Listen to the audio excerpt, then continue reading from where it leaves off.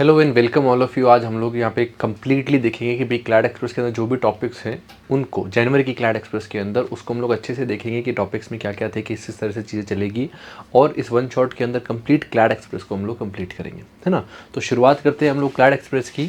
सबसे पहले कौन सा टॉपिक यहाँ पर निकल करके आता है देखते हैं, गौर करिए। फर्स्ट ऑफ ऑल यहाँ पर जो चीज़ है, फर्स्ट टॉपिक निकल करके आ रहा है Donald Trump sworn in as 47th president of United States. देखो इस चीज़ को गौर करें कि हर एक देश के अंदर जो पार्टीज रूल करती हैं उन सबका एजेंडा अलग अलग होता है। जैसे इंडिया के अंदर बीजेपी रूल करती है, कई बार कांग्रेस रूल करती है, तो कांग्रेस की सोच अलग होती है, क्राइटेरिया और टारगेट्स अलग होते हैं। बीजेपी की सोच, क्राइटेरिया और टारगेट अलग अलग होते हैं। तो ऐसा यहाँ पर क्या है कि यहाँ पर भी यूएस में भी क्या है कि डेमोक्रेट्स हैं, रिपब्लिक्स हैं। तो डेमोक्रेट्स अलग तरह से सोचते हैं, रिपब्लिक्स अलग तरह से सोचते हैं। तो डोनाल्ड ट्रंप जो कि रिपब्लिक है, उनका ये मानना है कि हमारे देश के अंदर हमारे देश का जो फ़ायदा है वो बाकी देश उठा रहे हैं, लेकिन हम लोग हमारे देश की पूरी एफिशिएंसी से काम में नहीं ले पा रहे हैं। और इस चीज़ के लिए हम लोग जो है वो यहाँ पर अब अपने देश के अंदर जो भी ऐसी चीज़ है जो कि जिससे अमेरिका को लॉस होता है और बाकी सब लोगों को फ़ायदा होता है, तो वो सारी चीज़ें हम लोग छोड़ देंगे, है ना। क्योंकि ये नए नए प्रेसिडेंट बने हैं, नवंबर दिसंबर में काफ़ी ज़्यादा ये न्यूज़ में थी चीज़ कि वो 47th प्रेसिडेंट बने हैं। तो बनते ही उन्होंने कई तरह के इस तरह के एक्शन लिए हैं कि वो अपने आप ही न्यूज़ में हैं। ऐसे कौन कौन से एक्शन लिए हैं तो उसका थोड़ा सा शॉर्ट में हम लोग बात करते हैं, जो कि इसके अंदर दे रखी है। सबसे पहली चीज़ जो इसमें दे रखी है वो ये है कि जो भी इलीगल इमिग्रेंट्स हैं, इलीगल इमिग्रेंट्स का मतलब वो लोग जो कि गलत तरीके से, इलीगल तरीके से अमेरिका के अंदर आए हैं, देश में घुसे हैं, उन लोगों को हम लोग जो है वापस निकालेंगे, ऐसा ट्रंप का कहना है। तो उसी के बेस पर इन्होंने क्या किया है कि मैक्सिको और कनाडा, इन एरियाज़ के जितने भी लोग इलीगली एंटर कर रहे हैं उन सबको यहाँ पर जो है वो बाहर निकाला जा रहा है देश से। सेकेंडली, इनके अलावा भी जिन देशों से इस तरह के लोग आ रखे हैं, जिसमें से एक इंडिया भी है, वहाँ के लोगों को वापस भेजा जा रहा है। अभी रिसेंटली एक जो यूएस एयरफोर्स है उसका एक प्लेन इंडिया में आया, इंडिया में उतरा, जिसके अंदर इंडिया के जो लोग हैं उनको वापस भेजा गया था, इलीगल इमिग्रेंट्स को हथकड़ी बांध करके, जिसके ऊपर काफ़ी प्रोटेस्ट भी हमारे पार्लियामेंट में देखने को मिला था। तो सबसे पहली चीज़ ये की जा रही है कि जो भी लोग बाहर के देश के यहाँ पर रह रहे हैं यूएस के अंदर, उन लोगों को वहाँ से निकाला जा रहा है अगर वो इलीगली रह रहे हैं तो। First thing. सेकेंडली, यहाँ पे जो चीज़ देखने को मिल रही है वो ये है कि इलीगल इमिग्रेंट्स को हटाया जा रहा है और उसके साथ में ये चीज़ की जा रही है कि भाई किस तरह से यूएस प्रेसिडेंट जो है वो अपने दुश्मनों को ख़त्म करने की कोशिश कर रहा है। जैसे फॉर एग्जांपल, उन्होंने ईरान के खिलाफ में रिसेंटली एग्जीक्यूटिव ऑर्डर जारी किया जहाँ पे लिखा कि भाई अगर मुझे कोई हमला होता है या मैं मर जाता हूँ, मेरे पे कोई अटैक हो जाता है, तो ऐसी सिचुएशन के अंदर जो इंडियन गवर्नमेंट, जो यूएस गवर्नमेंट को सबसे पहला काम करना है वो ये है कि वो ईरान को ख़त्म कर दे, जो उन्होंने एग्जीक्यूटिव ऑर्डर साइन किया है। दूसरी चीज़ यहाँ पर क्या देखने को मिलती है कि ये ऑर्डर साइन करने के साथ में उन्होंने कई तरह की शर्तें रखी है यूक्रेन के सामने कि हम लोग आपकी फंडिंग इसी सिचुएशन के अंदर करेंगे, वरना नहीं करेंगे वॉर के लिए। तीसरी चीज़ क्या देखने को मिलती है कि ये जो फंडिंग है, ये एक्चुअली में यूएस क्या करता था, कई सारे देशों को फंडिंग देता था, कई सारे देशों को पैसा देता था उनके देशों को चलाने के लिए एज अ हेल्प की तरह। लगभग सभी देश जो है वो उससे पैसा लेते थे। और रिसेंटली यूएस ने क्या किया, यूएस को लगा भाई मैं इतने पैसे $50 बिलियन, $100 बिलियन बाकी दूसरे देशों को देता हूँ तो मेरे देश में लगाऊँ ना, है ना। बेवजह का मैं इस तरह से क्यों काम करूँ। तो ट्रंप के आते ही, ट्रंप क्योंकि एक नेशनलिस्ट पर्सन है तो इसलिए यहाँ पर माना जा रहा है कि अल्ट्रा नेशनलिस्ट या नेशनलिस्ट टाइप की जो पर्सन है, तो उन्होंने क्या किया, बाकी देशों को जितनी भी एड जाती थी वो सारी बंद कर दी। अब इसमें गौर करना, सबसे बड़ा नुकसान यहाँ पे किसका देखने का मिला, तो कहा जा रहा है कि पाकिस्तान का बहुत बड़ा नुकसान हुआ है, क्योंकि अब पाकिस्तान के कई सारे नेशनल प्रोजेक्ट्स, नेशनल हाईवेज़ जो है वो सारे के सारे इस यूएस एड से चल रहे थे। और जैसे ही यूएस ने ये एड ख़त्म करी है, अब पाकिस्तान के सामने जो फाइनेंशियल क्राइसिस था वो और भी ज़्यादा गहरा गया है। इंडिया में भी ये एड आती थी, लेकिन हम लोग ऐसा गवर्नमेंट इसको काम में नहीं लेती थी, इनको हम लोग एनजीओज़ को दे देते थे जो कि वास्तव में इंडिया में अच्छा काम कर रहे हैं, है ना। तो ऐसा यहाँ पर क्या देखने को मिलता है कि इंडिया को तो कोई खास इफेक्ट नहीं हुआ, क्योंकि हमारी पॉलिसीज़ ही वैसी नहीं है कि हम लोग किसी के ऊपर निर्भर होकर के डेवलपमेंट करें। लेकिन पाकिस्तान ने जिस हिसाब से उसको काम में लिया तो काफ़ी ज़्यादा लॉस पाकिस्तान को यहाँ पे देखने को मिल रहा है ना। तो ये एड भी ख़त्म कर दी है, यानी ऐसे कई ड्रास्टिक स्टेप्स लिए जा रहे हैं जिससे कि पूरा का पूरा सिस्टम ही अमेरिका जो है बेसिकली न्यूज़ में है। चौथी चीज़ जो इन्होंने सबसे बड़ी करी है वो ये है कि इन्होंने एनवायरमेंटल डिग्रेडेशन से रिलेटेड यूएस जिस भी पैक्ट के अंदर था उसको यहाँ पे बाहर होने की कोशिशें शुरू कर दी है, जिसमें सबसे पहला काम ये हुआ है कि COP21 कॉन्फ्रेंस ऑफ पार्टीज 21 जो कि आपने देखा होगा कि भाई जो फ्रांस के अंदर हुई थी, जिसमें काफ़ी सारे एग्रीमेंट साइन किए गए थे कि भाई सभी देश जो है वो पोल्यूशन कम करेंगे, धुआं कम करेंगे, और जहाँ पर भी ऐसी इंडस्ट्रीज़ लगी हुई है जो कि धुआं कर रही है तो उनको रोका जाएगा, उनका एमिशन कम किया जाएगा वगैरह वगैरह जितनी भी चीज़ें हैं। तो उनका ये मानना है, ट्रम्प का स्पेसिफिकली ये मानना है कि भाई एनवायरमेंटल पोल्यूशन कुछ नहीं होता। एनवायरमेंटल पोल्यूशन सिर्फ एक नाम की चीज़ है जो कि बेसिकली अमीर देशों को या डेवलप्ड कंट्रीज़ को दबाने के लिए और उनका डेवलपमेंट रोकने के लिए की गई है। तो ऐसा क्या होता है कि पेरिस एग्रीमेंट के साथ में उनका ये कहना है कि भाई हम लोग इस चीज़ की पार्टी नहीं, क्योंकि पाकिस्तान को, क्योंकि यहाँ पर यूएस को इससे लॉस होने की चांसेस है। और ऐसा यहाँ पर क्या है कि पेरिस एग्रीमेंट से वो बाहर हो चुके हैं। सेकेंडली, अब उनका मानना है कि हम लोग बाकी के जितने एग्रीमेंट्स हैं उनके ऊपर भी सोचेंगे कि उनमें रहना है या नहीं, और होगा तो एनवायरमेंटल लॉस के बेस पर इकोनॉमिक लॉस हम लोग नहीं करेंगे। ठीक है ना। तो ऐसा यहाँ पर क्या देखने को मिल रहा है कि इन्होंने ऐसे कई सारे स्टेप्स लिए जो कि एनवायरमेंटली काफ़ी घातक हो सकते हैं। जैसे एक बड़ा स्टेप है आर्टिक ओशन की ड्रिलिंग का, है ना। देखो, आप लोगों ने सुना होगा 6th 7th क्लास में 8th क्लास में कि भाई नीचे का जो पार्ट है और ऊपर का जो पार्ट है वो पोल कहलाता है अर्थ का, है ना। तो नॉर्थ पोल जो है, नॉर्थ पोल के ऊपर जो ओशन है उसको आर्टिक ओशन कहते हैं। इस आर्टिक ओशन के अंदर बहुत बहुत बड़ा जो है बेसिकली आप कह सकते हो कि ऑयल और गैस के रिजर्व्स हैं। इन ऑयल और गैस के रिजर्व को आज तक ड्रिल इसलिए नहीं किया गया क्योंकि इस एरिया का जो इकोलॉजी है वो काफ़ी सेंसिटिव है। जो बायोडाइवर्सिटी है यहाँ पर वो काफ़ी सेंसिटिव है, और उस ठंड के अंदर जो लिमिटेड बायोडाइवर्सिटी मिलती है वो ख़त्म होने की कगार पर आ जाएगी अगर वहाँ पर ड्रिलिंग की जाएगी, अगर ऑयल निकाला जाएगा तो इस सिचुएशन के अंदर यहाँ पर क्या देखने को मिला कि अमेरिका ने आज तक यहाँ पर ड्रिलिंग शुरू नहीं करी थी। अमेरिका का अधिकार यहाँ पर बनता है क्योंकि अलास्का का जो एरिया है वो टच करता है इस आर्टिक ओशन को। तो ऐसा यहाँ पर क्या हुआ कि उनको मौका मिलता था, उनको यहाँ पर अलाउ था, लेकिन अमेरिका ने कभी ड्रिलिंग नहीं करी थी बायोडाइवर्सिटी और एनवायरनमेंट को देखते हुए। लेकिन रिसेंटली ट्रम्प ने कह दिया कि भाई आर्टिक ओशन के अंदर हम ड्रिलिंग करेंगे और वहाँ से ऑयल निकाला जाएगा। ठीक है ना। तो ये सारी भी चीज़ें इन्होंने जो है कर दी, कह रहे हैं मतलब कई तरह के पैक्ट्स इन्होंने करे हैं, अपने एग्जीक्यूटिव ऑर्डर साइन करे हैं इस चीज़ों के करने के बाद में। जहाँ तक कि वहाँ की पॉलिटी की बात है तो इसमें गौर करें, जैसे इंडिया के अंदर लोकसभा राज्यसभा 2 होते हैं, वैसे ही यहाँ पर भी 2 हाउसेस हैं। कौन कौन से हाउस है? फर्स्ट हाउस जो है उसका नाम है हाउस ऑफ रिप्रेजेंटेटिव्स, जिसके अंदर 435 सीट्स है, और दूसरा जो हाउस है उसका नाम है सेनेट, जिसको अपर हाउस कहा जाता है, हमारे यहाँ का राज्यसभा है जिस तरह से, है ना। इसमें 100 सीटें हैं। ठीक है ना।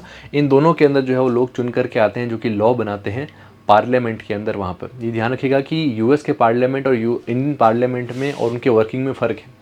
यूएस के अंदर जो सिस्टम है उसमें प्रेसिडेंट अपना अलग चलता है, उसको पार्लियामेंट से खास संबंध नहीं है। स्ट्रिक्ट जो है आप कह सकते हो कि डिसिप्लिन में जो है डिफ्रेंशिएशन किया गया है। इंडिया में ऐसा नहीं है। इंडिया के अंदर सरकार को काम करने के लिए पार्लियामेंट के अंदर मेजॉरिटी होना ज़रूरी है, स्पेसिफिकली लोकसभा के अंदर मेजॉरिटी होना ज़रूरी है। अगर वो नहीं है तो वो वहाँ पर काम नहीं कर सकते।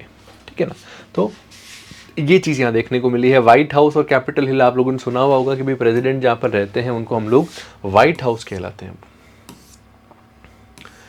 ट्रम्प के जो मेन अचीवमेंट है वो क्या क्या है, तो भाई बेसिक फैक्ट्स हैं कि भाई ट्रम्प जो है वो 4 साल के बाद में वापस से प्रेसिडेंट बनने वाले पहले पर्सन बने हैं वर्ल्ड वॉर 1 के बाद में, और फर्स्ट पर्सन है जिन्होंने जो है वो एक फीमेल कैंडिडेट को 2 बार हरा दिया हो, है ना। इस तरह कई फैक्ट है जो आपको याद करने, इसमें समझने की चीज़ें नहीं।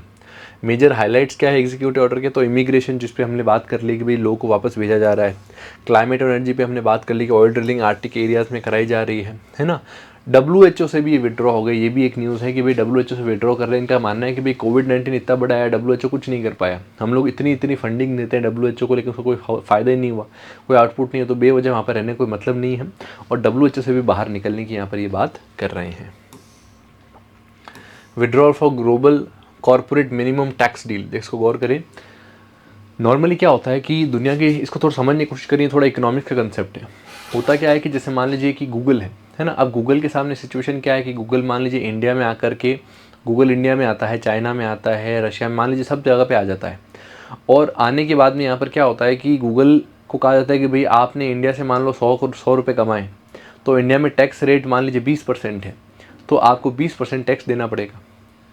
तो गूगल यहाँ पर ये कहता है कि साहब हमारा तो कोई ऑफिस है ही नहीं इंडिया में, हमारा तो जो मेन ऑफिस है वो तो कैमरून आइलैंड में है, कोई छोटा मोटा कोई आइलैंड है वहाँ पर है, हमारे यहाँ पर कोई ऑफिस ही नहीं है। तो ऐसा हम लोग कोई तरह का यहाँ पर जो है वो टैक्स देने के लिए बाध्य ही नहीं है। तो ऐसा यहाँ पर क्या होता था कि जितनी बड़ी मल्टीनेशनल कंपनीज है वो क्या करती थी कि कोई टैक्स हेवन वाले जो छोटे छोटे आइलैंड होते थे जहाँ पर टैक्सेस नहीं लगते थे, ना के बराबर लगते थे, वो आइलैंड्स के ऊपर यहाँ पर वो जाकर के क्या करते हैं, वो अपना हेड ऑफिस बना लेते नाम का सिर्फ, है ना, जाता कोई नहीं है, सिर्फ नाम का वहाँ पर हेड ऑफिस बना लेते हैं। तो इसका इफेक्ट क्या होता है कि नाम वहाँ का हो जाता है तो टैक्स नहीं लगता, और इनकी इनकम भी 1 लाख 2 लाख 5 लाख करोड़ होती है। तो 5 लाख करोड़ के ऊपर अगर आप 20% टैक्स देते हो तो इसका मतलब क्या हो गया, 5 लाख करोड़ का 20% हो गया तकरीबन तकरीबन 1 लाख करोड़, है ना। तो 1 लाख करोड़ अगर आपको टैक्स देना पड़ रहा है और वो टैक्स आपका बच जाए कैमरून आइलैंड के अंदर हेडक्वार्टर्स खोलने में, तो क्या दिक्कत है। तो सारी बड़ी कंपनियां क्या करती थी कि इस तरह से छोटे जो आइलैंड है उनके ऊपर हेडक्वार्टर्स खोल लेती थी। लेकिन बाद में क्या हुआ कि ग्लोबली एक डील होने की कोशिश हुई जहाँ पर ये कहा गया कि भाई जितने भी देश हैं वो सब आगे आए और एक minimum rate of tax, corporate tax रख दे कि भाई इतना टैक्स आपको देना ही पड़ेगा, चाहे आप कोई भी देश के अंदर हो, आपको उतना टैक्स देना ही पड़ेगा। तो उसको कहते हैं मिनिमम टैक्स, है ना।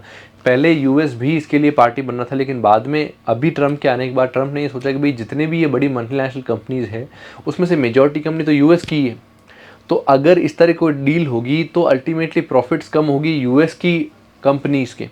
तो इसलिए उन्होंने यहाँ पर क्या किया है कि वो कॉर्पोरेट मिनिमम टैक्स डील से बाहर हो रहे हैं। इकोनॉमी के अंदर यहाँ पर 25% टैरिफ लगाए गए हैं कनाडा और मैक्सिको के ऊपर, ठीक है ना। LGBTQ से रिलेटेड भी चीज़ें यहाँ पर रोकी जा रही है। तो गवर्नमेंट ने कुल मिला के अपनी एफिशिएंसी का, दूसरी चीज़ों का यहाँ पर काम करने की कोशिश करी है। पार्डन्स की ध्यान रखें कि यूएस ने अब कोशिश करी कि भाई वो पार्डन यहाँ पर जो है वो करे, जिसके अंदर यहाँ पर क्या किया गया है कि देखो हुआ क्या था 2021 के अंदर जब ट्रम्प जीते थे, ट्रम्प हारे थे, तो ऐसी सिचुएशन में यहाँ पर क्या हुआ था कि ट्रम्प की तरफ से कई सारे लोगों ने वहाँ पर जो है वो दंगे किए थे व्हाइट हाउस के बाहर। और वो जो सारा का सारा काम था, वो जो दंगे किए गए थे, तो उसमें जो जो लोग अरेस्ट किए गए थे, जिन जिन लोगों को यहाँ पर अरेस्ट करके जिनके खिलाफ केस चल रहा था, तो उन सभी लोगों को यहाँ पर अब ट्रम्प ने जो है वो फ्री कर दिया है, पार्डन दे दी है कि भाई इन लोगों को हम लोग जो है वो छोड़ रहे हैं। भाई सीधी सी बात है, वो ट्रम्प के सपोर्टर थे, तो ट्रम्प अब उनको जेल में क्यों रखेगा, तो ट्रम्प उनको निकाल रहे हैं बाहर, ठीक है ना। तो ये चीज़ यहाँ पर देखने को मिल रहे हैं। इंडिया के साथ इम्प्लीकेशन क्या होंगे, वैसे तो कई तरह के इम्प्लीकेशन होंगे, लेकिन मेजर इम्प्लीकेशन ये होगा कि इंडिया के जो लार्जेस्ट ट्रेडिंग पार्टनर है वो या तो चाइना है या फिर यूएस है। ऐसी सिचुएशन में अगर ज़्यादा टैरिफ्स लगाए जाएंगे इंडिया के ऊपर या फिर इंडिया के रिलेटेड चीज़ों के ऊपर, तो ऐसे में हमारे ट्रेड बैरियर्स बढ़ने का और एक्सपोर्ट कम होने का चांसेस बढ़ जाते हैं, है ना। तो ये चीज़ यहाँ पर देखने को मिलती है। पेरिस एग्रीमेंट से वो बाहर हो गई है, हमने बता दिया। Paris agreement first legally binding international treaty है क्लाइमेट चेंज की, आप लोगों ने सबने पढ़ा होगा, इवन दिन हम लोग देख लेते हैं। और इसका एम क्या है कि ग्लोबल वार्मिंग को 2 डिग्री से कम करना है और पॉसिबल हो तो 1.5 डिग्री से कम करने की कोशिश करनी है।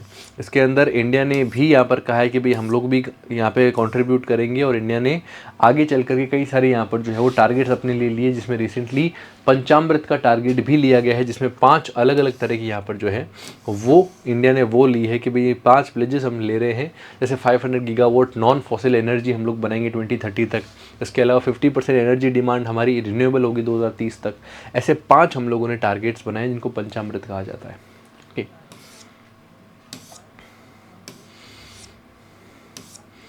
मिनिमम कॉर्पोरेट टैक्स हमने डिस्कस कर लिया। Birth right citizenship of US, ये भी इसको भी गौर करें कि इंडिया और यूएस के सिटीजनशिप में थोड़ा फ़र्क होता है ना। इंडिया और यूएस के सिटीजनशिप में ये चीज़ देखने को मिलती है कि अगर आप यूएस के हैं, यूएस के अंदर जाते हैं और वहाँ पर आपका जन्म होता है, भले ही आपके पेरेंट्स इंडियन हो, भले ही आपके पेरेंट्स किसी और देश के हों, लेकिन आपका जन्म अगर यूएस के अंदर होता है, एक परमानेंट वीज़ा के साथ अगर पेरेंट्स आ रखे हैं और यूएस में आपका जन्म होता है, तो आपको यूएस की सिटीजनशिप मिल जाएगी, ठीक है ना। इंडिया में ये सिस्टम नहीं है। इंडिया में आपका बाय बर्थ जो रजिस्ट्रेशन है, इंडिया में बाय बर्थ जो आपको मिलता है, तो उसके अंदर आपके पेरेंट्स भी इंडियन होते हैं, ठीक है ना। लेकिन वहाँ पर सन ऑफ सॉइल का कॉन्सेप्ट है, ठीक है। सन ऑफ सॉइल के अंदर क्या होता है कि आप अगर यूएस में जन्म ले लेते हैं, ठीक है ना, तो ऐसे में आप वहाँ के सिटीजन बन जाते हैं। हाँ, ये है कि आप इलीगल इमिग्रेंट नहीं होने चाहिए, ठीक है ना, या फिर आपको टेम्प्रेरी वीज़ा पर सिर्फ आ रखे हो, कोई टूरिस्ट की तरह आ रखे हो, और वहाँ पर अगर बच्चा पैदा हो जाता है तो वो सिचुएशन लागू नहीं होगी। बाकी अगर आप आए हो और आपके पास वीज़ा है और वहाँ पर बच्चा पैदा हो जाता है, तो ऐसे वो यूएस सिटीज़न बन जाता है। इसलिए आपने देखा होगा कमला हैरिस, है ना, तो पर्सन इंडियन ओरिजिन की है वो, है ना, क्योंकि उनके पेरेंट्स इंडियन थे, तो ऐसा यहाँ पर जो है वो इंडियन है। लेकिन क्योंकि उनका जन्म वहाँ पर हुआ है, तो उसका इफेक्ट यहाँ पर क्या हुआ है कि भाई उनको इंडियन वहाँ की सिटीजनशिप मिल गई, और ऐसा वो प्रेसिडेंट के चुनाव के लिए भी लड़ने के लिए आगे आ गई थी।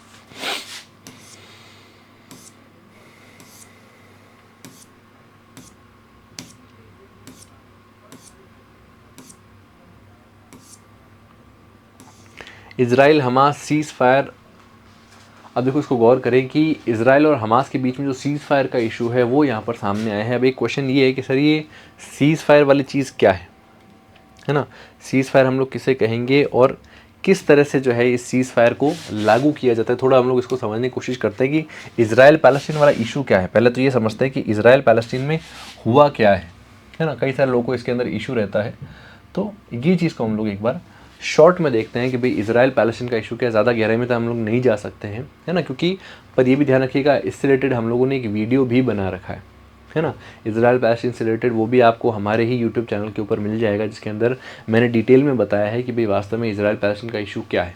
ठीक है, तो यहाँ पर अगर हम लोग देखते हैं, देखो ये इंडिया था, इंडिया से हम लोग इस तरफ जाते हैं जब, तो यहाँ पर जो है वो आपके इजराइल आता है। ये देखिए ये बेसिकली यहाँ पर इजराइल है ना। अब इसको गौर करें,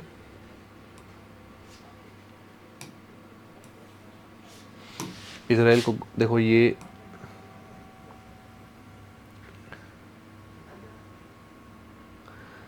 पूरा इजराइल है।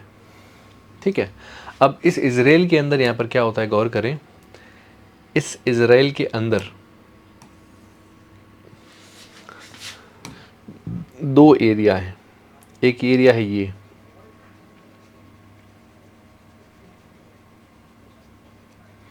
और एक एरिया है ये।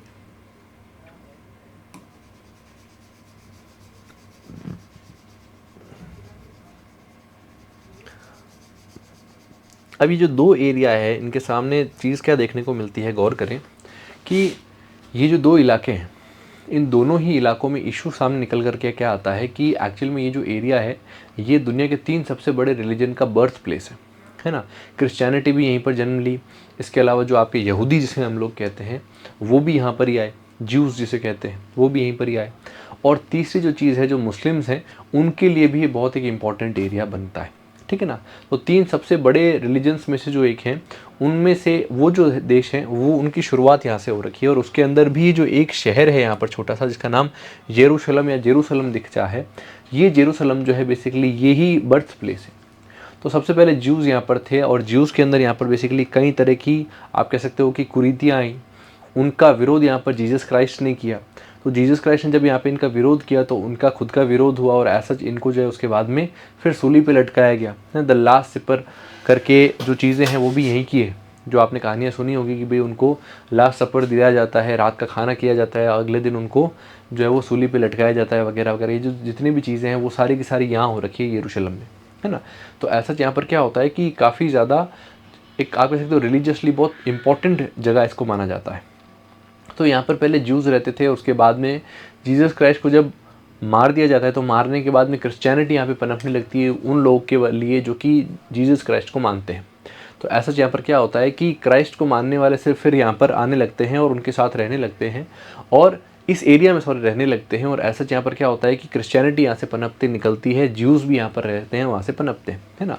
फिर उसके बाद में ये देखने को मिलता है कि ये सारा जो काम है ये तकरीबन 100 सेंचुरी के आसपास तक होता है। और उसके बाद में देखने को मिलता है कि 600 साल के बाद में मुस्लिम्स भी यहाँ पर आते हैं, है ना। मुस्लिम्स के अंदर भी ये एक बहुत इंपॉर्टेंट जगह है, क्योंकि यहाँ पे ये जो एरिया है यहाँ पर जो है बेसिकली आपके जो मोहम्मद साहब हैं, मोहम्मद साहब के बारे में यहाँ पर एक कहानी आती है, जहाँ पर मोहम्मद साहब जो है बेसिकली इस इलाके के अंदर यहाँ पर जो है वो एक घोड़ा, जो मुस्लिम्स के अंदर एक घोड़े का जिक्र आता है कई बार, जो कि मोहम्मद साहब को बिठा करके और बेसिकली यहाँ पर लेकर के आया था, और यहाँ पर ला करके और उसके बाद में कई सारे और पैगंबरों के साथ में उन्होंने इसी एरिया में अलस्क का जो मॉस्क है वहाँ पर बैठ करके और बेसिकली उन्होंने जो है वो प्रेयर करी थी। और प्रेयर करने के बाद में फिर वो जो है वो खुदा के पास में जो है वो जन्नत में जाते हैं, और जन्नत में जा कर के और खुदा के जस्ट पास वाली जो सीट है वहाँ पर जा कर के बैठते हैं, और फिर वहाँ से वापस आ जाते हैं। इस तरह की कहानियाँ हैं।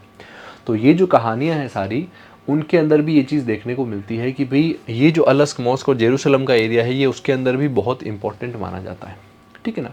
तो अब यहाँ पर क्या होता है कि मुस्लिम्स यहाँ पर आते हैं, और मुस्लिम्स अपने यहाँ पर आने के बाद में पूरा इलाका जो है वो मुस्लिम्स कैप्चर कर लेते हैं। और ये जो लोग हैं जो कि जूज़ और क्रिश्चियंस थे, और मेजरली जो जूज़ जिनकी यहाँ से भावनाएं बहुत ज़्यादा जुड़ी हुई, क्योंकि सबसे पहले यही आए थे, तो ये लोग यहाँ से जो है वो ज़बरदस्ती इनको निकाल दिया जाता है और निकल करके और ये फिर बेसिकली जो है वो यूरोपियन कंट्रीज़ की तरफ, ऊपर की तरफ जो है वो चले जाते हैं, ठीक है ना।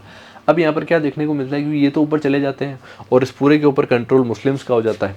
फिर बाद में यहाँ पर ये देखने को मिलता है कि 18th सेंचुरी के बाद में इस पूरे इलाके के अंदर जो है बेसिकली ब्रिटिशर्स आते हैं। जैसे हमारे इंडिया के ऊपर ब्रिटिशर्स ने जो है बेसिकली राज किया था, वैसे ही इस इलाके में भी ब्रिटिशर्स का कंट्रोल आ जाता है और जो मुस्लिम एम्पायर था वो सारा ख़त्म कर देते हैं वो लोग और अल्टीमेटली पूरा अपने कंट्रोल में ले लेते हैं।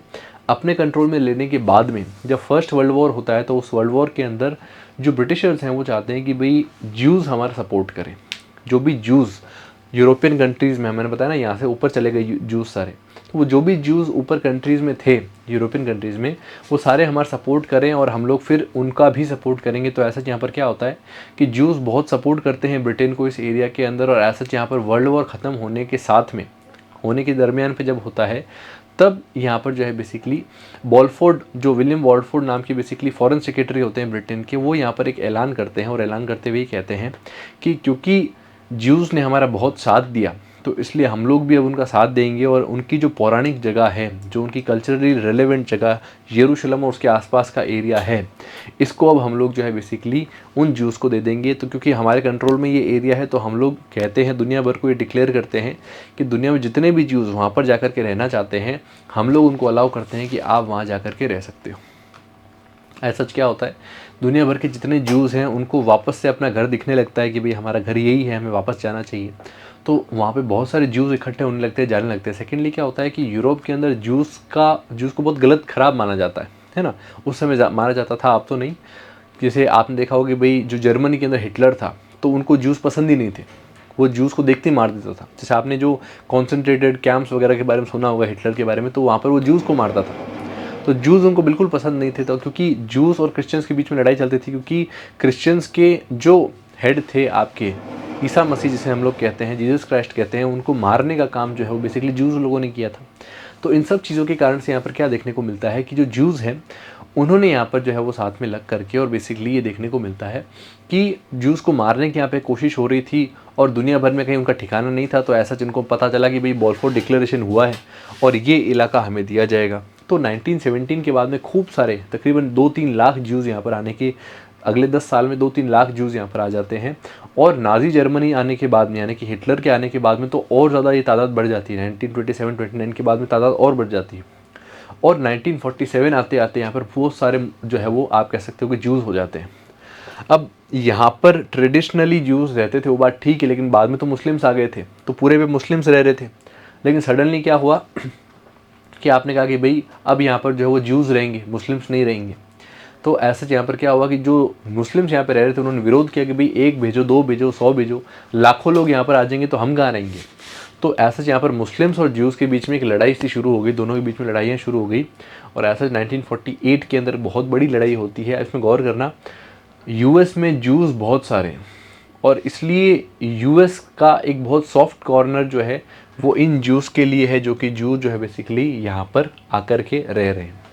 तो 1948 के अंदर यहाँ पर यूएस के सपोर्ट से यहाँ पर जो है बेसिकली जो वॉर हुआ उसमें जो ज्यूज़ थे वो जीत गए। और यूएन के अंदर भी ये केस चल रहा था, ये बात चल रही थी। तो यूएन ने यहाँ पर एक प्रपोजल, यूएस में एक प्रपोजल, यूएन के अंदर एक प्रपोजल यूएस ने डाला, जिसमें ये बात कही उन्होंने कि भाई हम लोग प्रपोज करते हैं कि यहाँ पे 2 देश हों, 2 देश बनाए जाए, लेकिन जो दूसरा देश बनाया जाना चाहिए था वो बहुत छोटा जानबूझ करके बनाया अमेरिका ने, और बाकी पूरा का पूरा इलाका ज्यूज़ को देने की यहाँ पर बात करी उन्होंने। 2 जो एरिया बताए गए थे वो 2 एरिया बेसिकली, एक तो ये था छोटा सा इलाका जिसको हम लोग गाज़ा का कहते हैं, और दूसरा ये इलाका था जिसको हम लोग वेस्ट बैंक कहते हैं। तो एक हो गया वेस्ट बैंक और एक हो गया गाज़ा, ठीक है। तो 2 इलाके जो है बेसिकली इन्होंने यहाँ पर बनाए और कहा कि भाई ये ही सिर्फ आपको मिलेंगे और कोई नहीं मिलेगा, बाकी सारा इलाका ज्यूज़ का होगा, 2 अलग अलग देश होंगे। तो ऐसा यहाँ पर जैसे ही ये प्रपोजल आया और यूएन के अंदर एक्सेप्ट हुआ, तो उसके होने के साथ में इजराइल ने भी एक्सेप्ट कर लिया और ज्यूज़ ने एक्सेप्ट कर लिया, और ज्यूज़ ने कहते कि ठीक है हम लोग यहाँ पर एक अलग देश है और हमारा नाम है इजराइल, ठीक है। तो इजराइल ने यहाँ पर इसको एक्सेप्ट कर लिया और इजराइल नाम का देश बन गया। वहीं दूसरी तरफ जो यहाँ पे मुस्लिम्स थे उन्होंने, क्योंकि इतना सा इलाका ही मिल रहा है तो उन्होंने एक्सेप्ट नहीं किया, तो ऐसा पैलेस्टीन नाम का कोई देश बन ही नहीं पाया उस समय, सिर्फ इजराइल नाम का देश बना। और जैसे ये देश बना तो आसपास के जितने देश हैं, जैसे इधर इजिप्ट है, इधर जॉर्डन है, इधर आपके सीरिया है, ऊपर लेबनान है, सब मुस्लिम देश हैं। तो इनको लगा कि यार ये तो गलत बात है, मुस्लिम्स के साथ गलत हो रहा है। तो ऐसा इन्होंने क्या किया, इन्होंने यहाँ पर जो है इन मुस्लिम्स को सपोर्ट करने के लिए सभी देशों ने मिल करके अटैक कर दिया इसराइल के ऊपर, इन ज्यूज़ के ऊपर। क्योंकि यूएस का सपोर्ट था तो इसराइल ने इन सबको भी कोई खास इनके ऊपर, इसराइल के ऊपर जीत नहीं पाए वो लोग, और वहाँ पर अल्टीमेटली इसराइल जो है वो अपना काम चला लेता है, बना लेता है, और इसराइल ही यहाँ पर जो है वो जीतता है। इसके बाद में कई और वॉर्स हुए, जैसे 1957 के अंदर यहाँ पे स्वीज़ कैनाल के ऊपर यहाँ पर जो है लड़ाई होने की स्थिति आई, उसके अंदर भी इसराइल आगे रहा। 1967 के अंदर जो है बेसिकली 6 डे वॉर होता है, जिसमें सारे देश बहुत ज़्यादा कैलिबर के साथ में अटैक कर देते हैं इसराइल के ऊपर। और ये आज भी एक गुत्थी है कि इतने ज़्यादा अटैक होने के बावजूद भी अल्टीमेटली कैसे 6 डे वॉर में लास्ट में इसराइल सबको हरा करके जीत जाता है, ठीक है ना। क्योंकि ये सारे भी अच्छी खासी एनर्जी रखने वाले देश थे, अच्छी खासी पोटेंशियल, अच्छे खासे वेपन्स रखने वाले देश थे। इजिप्ट कोई छोटा देश नहीं था उस समय, तो उनको हरा करके आगे आ जाते हैं। फिर इसके बाद में अगर ये चीज़ देखने को मिलती है कि 6 डे वॉर के बाद में कई तरह के प्रयास किए जाते हैं कि भाई इसराइल के अंदर इश्यूज़ ना हो, है ना।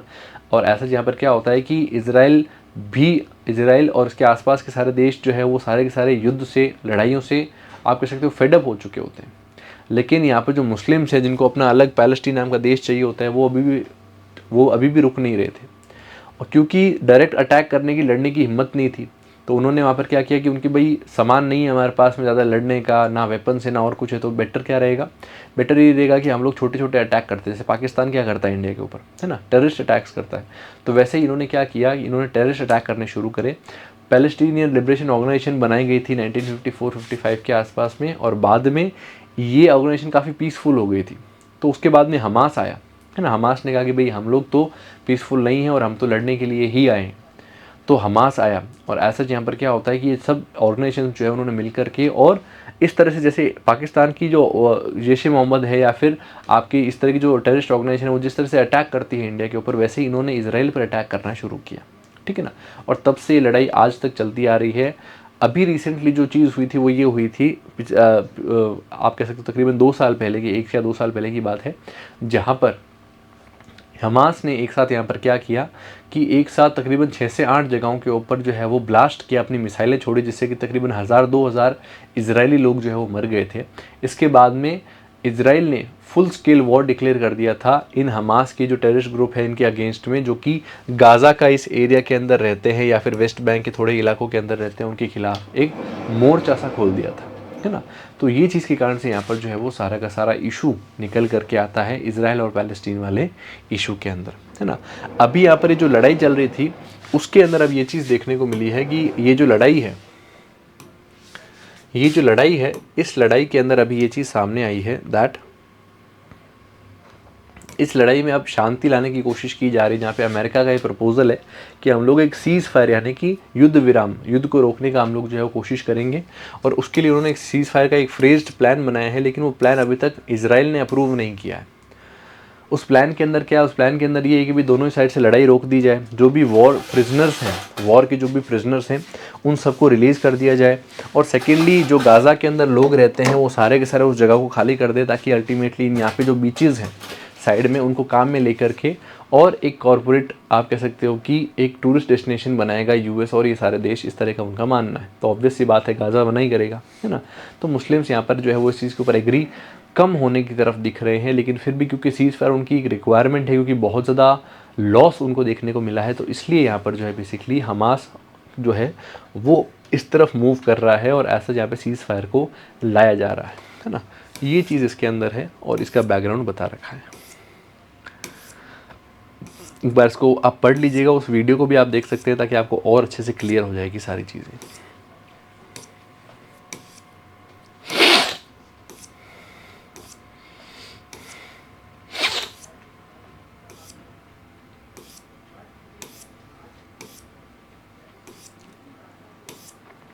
नेक्स्ट टॉपिक पे हम लोग गौर करते हैं। नेक्स्ट टॉपिक क्या है? So next topic is US tier AI diffusion rules. देखो इसमें गौर करें, एआई डिफ्यूजन रूल्स, एआई क्या होता है? नॉर्मली हम लोग देखते हैं कि भाई आजकल जो चैट जीपीटी काम में आ रहा है ना, या फिर जो भी रोबोट्स बनाए जा रहे हैं जो कि खुद से जवाब देते हैं, पढ़ाते हैं, ये सारी चीज़ें करते हैं, तो वो क्या चीज़ है, बेसिकली एआई है, आर्टिफिशियल इंटेलिजेंस है। हम लोग क्या है, एनआई है, नेचुरल इंटेलिजेंस है। हमें इंटेलिजेंस प्रकृति प्रोवाइड करती है, नेचर ने दिया है, जबकि उनको जो इंटेलिजेंस है वो ह्यूमंस ने दिया है, तो इसलिए वो आर्टिफिशियल इंटेलिजेंस कहा जाता है ना। तो ये जो आर्टिफिशियल इंटेलिजेंस है, इसको काम में लेने के लिए बेसिकली कुछ चिप्स काम में ली जाती है। जैसे फॉर एग्जांपल रोबोट है, तो रोबोट के अंदर चिप डाली जाती है जिससे रोबोट एआई बेस्ड प्रोसेसिंग कर सके।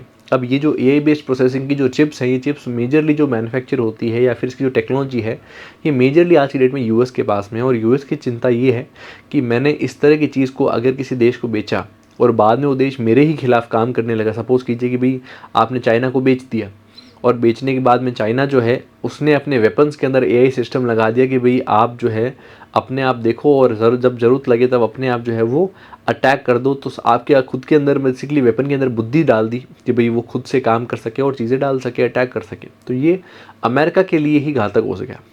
तो इसलिए यहाँ पे इनका कहना है कि भाई हम लोग एआई से रिलेटेड रूल्स बनाएंगे, चिप से रिलेटेड रूल्स बनाएंगे। तो उस रूल्स के अंदर यहाँ पे देखने को मिला है कि भाई 3 पार्ट में पूरी दुनिया को डिवाइड किया है। फर्स्ट पार्ट के अंदर टियर 1 जो कंट्रीज़ है वो है जो कि यूएस की बहुत अच्छी एलाय है और यूएस की उनसे बहुत बनती है, तो उनके ऊपर कोई रेस्ट्रिक्शन नहीं है, उनको आराम से चिप्स बेची जा सकती है। दूसरी सिचुएशन में वो है जिनको बेची तो जा सकती है लेकिन रेस्ट्रिक्शंस बहुत सारे हैं उनके ऊपर, बहुत रेस्ट्रिक्शंस माने जाएंगे। इंडिया भी उन देशों में से आता है। तीसरी तरफ जो चीज़ें हैं उसके अंदर यहाँ पर क्या देखने को मिल रहा है कि जो रेस्ट्रिक्शन है, तीसरी तरफ जो रेस्ट्रिक्शंस हैं उसमें ये चीज़ सामने आ रही है दैट यहाँ पर जो थर्ड रेस्ट्रिक्शन है उसमें वो देश हैं जो कि बिल्कुल भी, जिनको कुछ भी नहीं दिया जाएगा। जैसे फॉर एग्जांपल रशिया हो गया या फिर आपके नॉर्थ कोरिया हो गया, ईरान हो गया, तो इनको एआई से रिलेटेड कोई भी हेल्प प्रोवाइड हम लोग नहीं करेंगे, ऐसा यूएस का मानना है। इसमें एक और क्लॉज है इन तीनों के अलावा जहाँ पे कहा गया है कि एक्सेप्शनल कंट्रीज़ लिखी गई है जो कि इंडिया और चाइना दोनों है, जिसमें इंडिया जो है उसको अलाउ किया गया है कि वो मिलिट्री पर्पज़ के लिए और सिविल पर्पज़ दोनों के लिए काम में ले सकता है एआई की चिप, है ना, लेकिन न्यूक्लियर फैसिलिटीज़ को छोड़ करके। वहीं दूसरी तरफ जो है वो इंडिया के साथ में चाइना को जो अलाउ किया गया है तो वो मिलिट्री पर्पज़ के लिए अलाउ नहीं किया है, सिर्फ सिविल के लिए अलाउ किया है कि आप को हम चिप्स बेच सकते हैं लेकिन सिर्फ सिविल पर्पज़ के लिए होना चाहिए, मिलिट्री पर्पज़ से उसका कोई भी तरह का ऐसा काम नहीं होना चाहिए। 18 क्लोज अलाइज को प्रोवाइड किया है। सेकेंड टीयर के अंदर कंट्रोल्ड एक्सपोर्ट है। थर्ड टीयर में कम्प्लीटली रेस्ट्रिक्शन है, जैसे north Korea, China, Russia, Libya. Special provisions 2 के लिए रखे गए हैं, जिसमें से एक टीयर 1 में है, एक टीयर 3 के अंदर है। इंडिया में एआई के लिए क्या होता है, तो एआई इंडिया मिशन चालू हो रहा है। Government of India national strategy बना रही है, एआई फॉर ऑल है। एरावत एक सुपर कंप्यूटर है जो कि काम करता है भाषिनी, कई सारी भाषा में कन्वर्ट करके देता है आपको, कोई भी चीज़ आपको रिक्वायर्ड हो तो। सुवास और सुपेज ये दोनों कोर्ट में काम आते हैं। 2023 का जो क्लैट था, गौर करें, 2023 का जो क्लैट था, इसके अंदर आपके क्वेश्चन पूछा गया था कि इनमें से कौन सी टेक्नोलॉजिकल अपग्रेडेशन इंडियन कोर्ट्स ने ली है ताकि वो काम कर सके, ताकि वो इस सिचुएशन में काम कर सके। तो वहाँ पर क्या आंसर है, तो वहाँ पर सुवास और सुपेश जो 2 आंसर है वो चीज़ लिखी हुई है वहाँ पर। तो ये आपके पेपर में चीज़ें आ चुकी हैं। सुवास के अंदर यहाँ पर क्या होता है कि कोई भी लैंग्वेज के अंदर केस लिखा हुआ हो उसको वो एआई कन्वर्ट कर देता है ताकि जज अच्छे से पढ़ सके। सुपेश में क्या होता है कि जैसे इतनी बड़ी बड़ी बल्कि फाइल्स होती है तो उन फाइल्स को यहाँ पर क्या होगा कि समराइज़ कर देगा, शॉर्ट कर देगा, जो भी काम की इन्फॉर्मेशन है सिर्फ वो निकाल के दे देगा ताकि जजेस का टाइम बचे, है ना। तो ये चीज़ यहाँ पे सुवास और सुपेश के रूप में कहलाती है।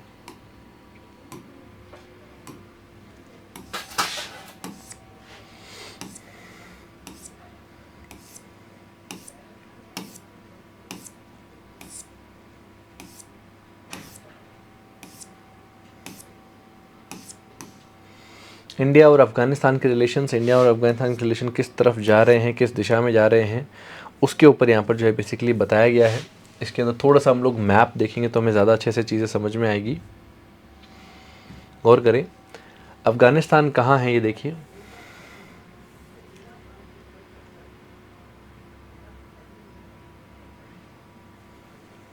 ये देखिए, ये है अफ़गानिस्तान,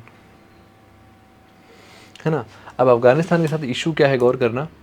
अफ़गानिस्तान के साथ इशू ये है कि ये एक लैंडलॉक्ड कंट्री है। अफ़गानिस्तान क्या है, एक लैंडलॉक्ड कंट्री है और लैंडलॉक्ड होने के कारण से बेसिकली आसपास के देशों पर निर्भर होती है अपनी चीज़ों के लिए। अब यहाँ पर हुआ क्या है कि अफ़गानिस्तान के अंदर कोई सॉइल की फर्टिलिटी भी कोई ख़ास अच्छी नहीं है और इसका इफ़ेक्ट यहाँ पर ये देखने को मिलता है कि अफ़गानिस्तान जो है वो अपनी सॉइल की फर्टिलिटी ना होने के लिए और बेसिकली रिसोर्सेज की कमी होने के कारण से वो आसपास के देशों पर निर्भर था। अब यहाँ पर क्या चीज़ गौर करें कि जो यूएसएसआर है, जो अब पिछले 100 साल निकले हैं 1900 से 1999 तक जो 100 साल निकले, उन 100 सालों के अंदर जो कोल्ड वॉर का एरा देखने को मिला 1945 के बाद में, जहाँ पर यूएस और रशिया आपस में एक खींचातानी में लड़ाई की सिचुएशन के अंदर चल रहे थे, तो उसमें क्या हुआ कि यूएसएसआर का जो एरिया था वो ये सारा जो ऊपर का इलाका है ये सारा यूएसएसआर का ही था। उस पूरे एरिया में एक छत्र राज था यूएसएसआर का और कंप्लीट उसका कंट्रोल था। लेकिन 1991 आते आते यहाँ पर क्या हुआ कि 15 अलग अलग देश में वो बट गया और फिर जो सबसे पावरफुल देश है वो रशिया है, जो कि बहुत ऊपर है। तो ऐसा यहाँ पर क्या हुआ कि 1945 से के आसपास में, उसके बाद से लेकर के ये चीज़ देखने को मिली कि यूएसएसआर के आसपास में इतना बड़ा इलाका था और यूएसएसआर की इच्छा थी कि ये जो पूरा इलाका है ये पूरा इलाका भी हमारे कंट्रोल में हो। लेकिन यहाँ पर क्या देखने को मिला कि यूएस की इच्छा थी कि भाई यूएसएसआर अगर इस चीज़ को कंट्रोल करना चाहता है तो हम लोग उस चीज़ को रोकेंगे। तो यूएस ने क्या किया, उनको रोकने के लिए एक चाल खेली। चाल ये खेली कि ये जो पाकिस्तान है, इस पाकिस्तान को यहाँ पर पैसे देना, फंड करना शुरू किया कि भाई पाकिस्तान हम तुमको पैसे देते हैं, तुम जो है बेसिकली टेररिज्म फैलाओ अफ़गानिस्तान में, ताकि चाह कर के भी सोवियत यूनियन यहाँ पर आकर इस्टेब्लिश ना हो सके। तो वहाँ पर उन्होंने एक इस तरह का काम शुरू करा और करने के साथ में यहाँ पे क्या देखने को मिला कि जैसे उन्होंने ये काम शुरू किया तो इस काम के कारण से ये चीज़ देखने को मिली कि जो पाकिस्तान की हेल्प से यहाँ पर टेररिस्ट ऑर्गेनाइजेशन ग्रो करने लगी, उसको यूएस ने कई सालों तक फंडिंग करी, है ना, कई सालों तक फंडिंग करी। और ऐसा यहाँ पर क्या देखने को मिलता है कि 1991 के अंदर यूएसएसआर पूरा डिसइंटीग्रेट हो जाता है और यहाँ पर कोई यूएसएसआर के नाम की चीज़ ही नहीं रही। और इसका इफेक्ट क्या हुआ कि ये अफ़गानिस्तान लेने का तो बात ही ख़त्म हो गई, लेन देन नहीं है। तो उसका इफेक्ट यहाँ पर क्या होगा, यूएस का भी इंटरेस्ट यहाँ से चला गया, क्योंकि अब यहाँ पर इसको कोई एक्वायर करने वाला तो है नहीं, तो क्यों बेवजह माथाफोड़ी की जाए।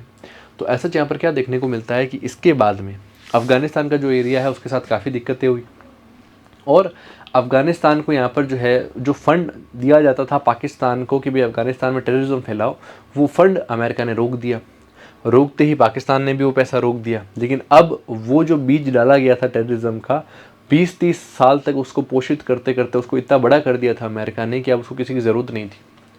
तो वो जो बीज डाल करके और जो टेररिस्ट ग्रुप बनाया गया, जो बड़ा हुआ, वो बेसिकली तालिबान है। अब वो तालिबान जो है वो बहुत ज़्यादा कोहराम मचाने लग गया अफ़गानिस्तान में और वहाँ की सरकार ही चलने नहीं दे रहा था, ऐसी सिचुएशन कर दी। और ये सिचुएशन होने के कारण से फिर 10 साल बाद में यूएस वापस कहता है, इसमें गौर कीजिएगा, यूएस नहीं बनाया इसको, और 10 साल बाद यूएस ही कहता, पब्लिकली क्लेम करता है कि भाई क्योंकि अफ़गानिस्तान में सिचुएशन बहुत ख़राब है और तालिबान सिचुएशन को ख़राब कर रहा है, इसलिए हम लोग अपनी मिलिट्री वहाँ भेजेंगे ताकि तालिबान लोगों को तंग ना करे।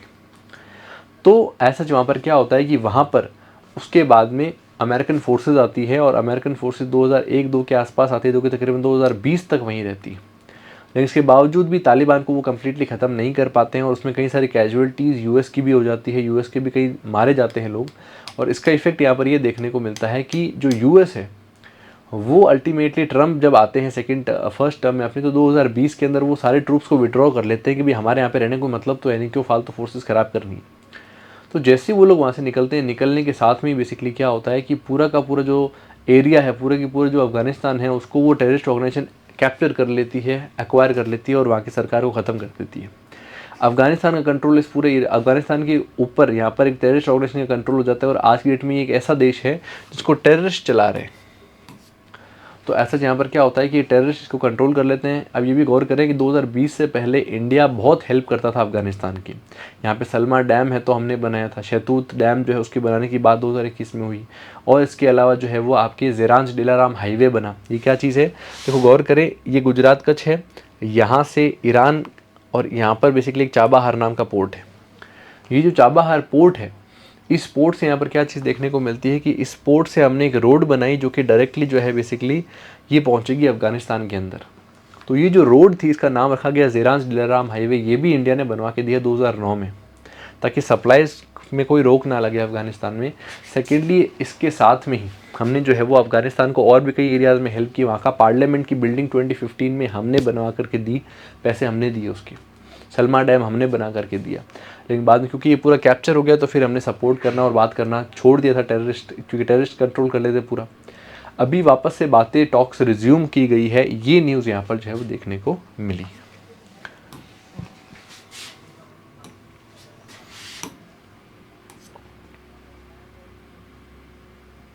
तो ये चीज़ यहाँ सामने आई है, जहाँ पे इंडिया के जो फॉरेन सेक्रेटरी है वो यहाँ पर मिलने गए हैं इस इलाके के अंदर। ओके,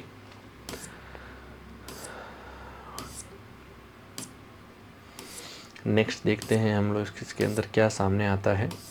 नेक्स्ट टॉपिक है आपका इंडिया बांग्लादेश बॉर्डर फेंसिंग का इशू। देखो यहाँ पर क्या होता है, बांग्लादेश के अंदर रिसेंटली बहुत बड़ा टर्मोइल आ गया था। बांग्लादेश में बेसिकली देखने को मिला कि जो रिजर्वेशन का सिस्टम है, तो उसमें यहाँ पर सिस्टम ये था कि भाई जो भी फ्रीडम फाइटर्स थे उनको यहाँ पर बांग्लादेश जब फ्री हुआ 1971 में, तो उसके साथ में उन्होंने रिजर्वेशन दे दिया उन लोगों को जो कि फ्रीडम फाइटर्स थे, जिन्होंने बांग्लादेश की आज़ादी में सपोर्ट किया था।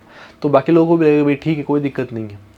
फिर दिक्कत तब आने लगी जब 1996-97 के आसपास में उनके जो बच्चे हैं जिन्होंने फ्रीडम मूवमेंट में काम लिया था, उनके जो बच्चे हैं उनको भी यहाँ पर रिजर्वेशन दिया गया। तो लोगों ने सोचा भाई ठीक है, इन बच्चों ने बेचारों संघर्ष किया है, क्योंकि इन्होंने अपने पढ़ाई लिखाई का जो समय था वो सारा का सारा अपने माता पिता को जेल में या फिर इस एरिया के अंदर देख कर के ही रह गए। तो ठीक है, उनको भी रिजर्वेशन मिल रहा है तो कोई बात नहीं। फिर 2007, 8, 9 के आसपास में क्या हुआ कि जो ग्रैंड सन्स और ग्रैंड डॉटर हैं इनके, उनको भी रिजर्वेशन देने की जैसे ही बात हुई तो वहाँ पर बहुत बड़ा हल्ला हो गया कि भाई ये कोई तरीका थोड़ी होता है कि भाई इनकी ग्रैंड डॉटर वगैरह तो कोई संघर्ष किया ही नहीं, तो बेवजह इनको क्यों रिजर्वेशन दिया जाए। तो इस चीज़ के ऊपर इतना बवाल हुआ वहाँ पर, लेकिन फिर भी वहाँ पर रिजर्वेशन दिया गया। अल्टीमेटली 2018 के अंदर वहाँ की कोर्ट ने दोनों ही रिजर्वेशन को हटा दिया। और अभी जब रिजर्वेशन, बाकी सारे रिजर्वेशन को शुरू करने की बात आई और उस रिजर्वेशन को भी शुरू करने की बात आई, तो सरकार वापस से कहने लगे कि भाई हम लोग वापस से जो फ्रीडम फाइटर्स थे उनको और उनके बच्चों को, ग्रैंड डॉटर्स, ग्रैंड सन, सबको रिजर्वेशन देंगे। तो ऐसे जो वहाँ पे इतने बड़ा टर्मोइल इसके ऊपर हो गया कि शेख हसीना को अपना देश छोड़ करके भागना पड़ा और इंडिया आना पड़ा। अब ये जो शेख हसीना है उनके साथ में दिक्कत यहाँ पर क्या देखने को मिलती है कि वो वापस जाए ऐसी सिचुएशन है नहीं। और सेकेंडली यहाँ पर क्या देखने को मिल रहा है कि अब यहाँ पर जो सिचुएशन है वो आउट ऑफ कंट्रोल हो रही है, जहाँ पे बांग्लादेश में जो सरकार भी बन रही है तो वो एंटी इंडिया सरकार बन रही है। वो इंडिया के खिलाफ हर स्टेप लेने की कोशिश कर रही है। इंडिया के अंदर भी स्मगलिंग बढ़ाई जा रही है बांग्लादेश की तरफ से, ऐसा कहा जा रहा है। और इस चीज़ के लिए, इस चीज़ को रोकने के लिए इंडिया ने क्या शुरू किया है, तो इंडिया ने कहा कि भाई अब हम लोग फेंसिंग करेंगे हमारे बॉर्डर को। अभी तक बांग्लादेश के साथ जो बॉर्डर था वो कम्प्लीटली फेंसिंग उसकी नहीं हुई थी, लेकिन अब इंडिया ने कहा कि भाई ठीक है, इनको हमसे कोई संबंध रखना नहीं है, ख़राब संबंध रखना है तो हम बेवजह क्यों खुला रखें बॉर्डर को हम लोग जो है वो सील कर देंगे कम्प्लीटली। तो ये जो बॉर्डर को सील करने की जो बात है उसके ऊपर यहाँ पर जो है वो आपत्ति दर्ज करी है बांग्लादेश ने, जहाँ पे उनका कहना है कि भाई जो हमारे इंदिरा गांधी जी के साथ में अकॉर्ड हुआ था 1971 में, उसके हिसाब से यहाँ पर ये इस तरह कोई फेंसिंग नहीं होगी, ये यहाँ पर बातचीत हुई थी। सेकेंड इनका कहना है कि भाई इंडिया स्मार्ट फेंसिंग करता है जिसमें कैमरा वगैरह सब लगे हुए होते हैं, तो ये एक तरह से हमारे इलाके में सर्विलेंस कर रहे हैं, जो कि चीज़ ठीक नहीं है ना। और चौथी चीज़ इनका ये कहना है कि भाई रिवराइन एरियाज़ जो है यहाँ पर, क्योंकि दलदली इलाके हैं जहाँ पे चलते में ही जो है बेसिकली आप कह सकते हो पानी आ जाता है और चलते में ही वापस लैंड हो जाता है। तो ऐसे में उसका एरिया को कैसे आप जो है वो डिमार्केट करोगे, हमारे एरिया को एक्वायर तो नहीं कर लोगे। तो इस तरह की बात यहाँ पर जो है वो बांग्लादेश की तरफ से कही गई है और उन्होंने विरोध किया है बीएसएफ का, जो कि यहाँ पर इस तरह की जो है वो तार लगाने की कोशिश कर रहा है।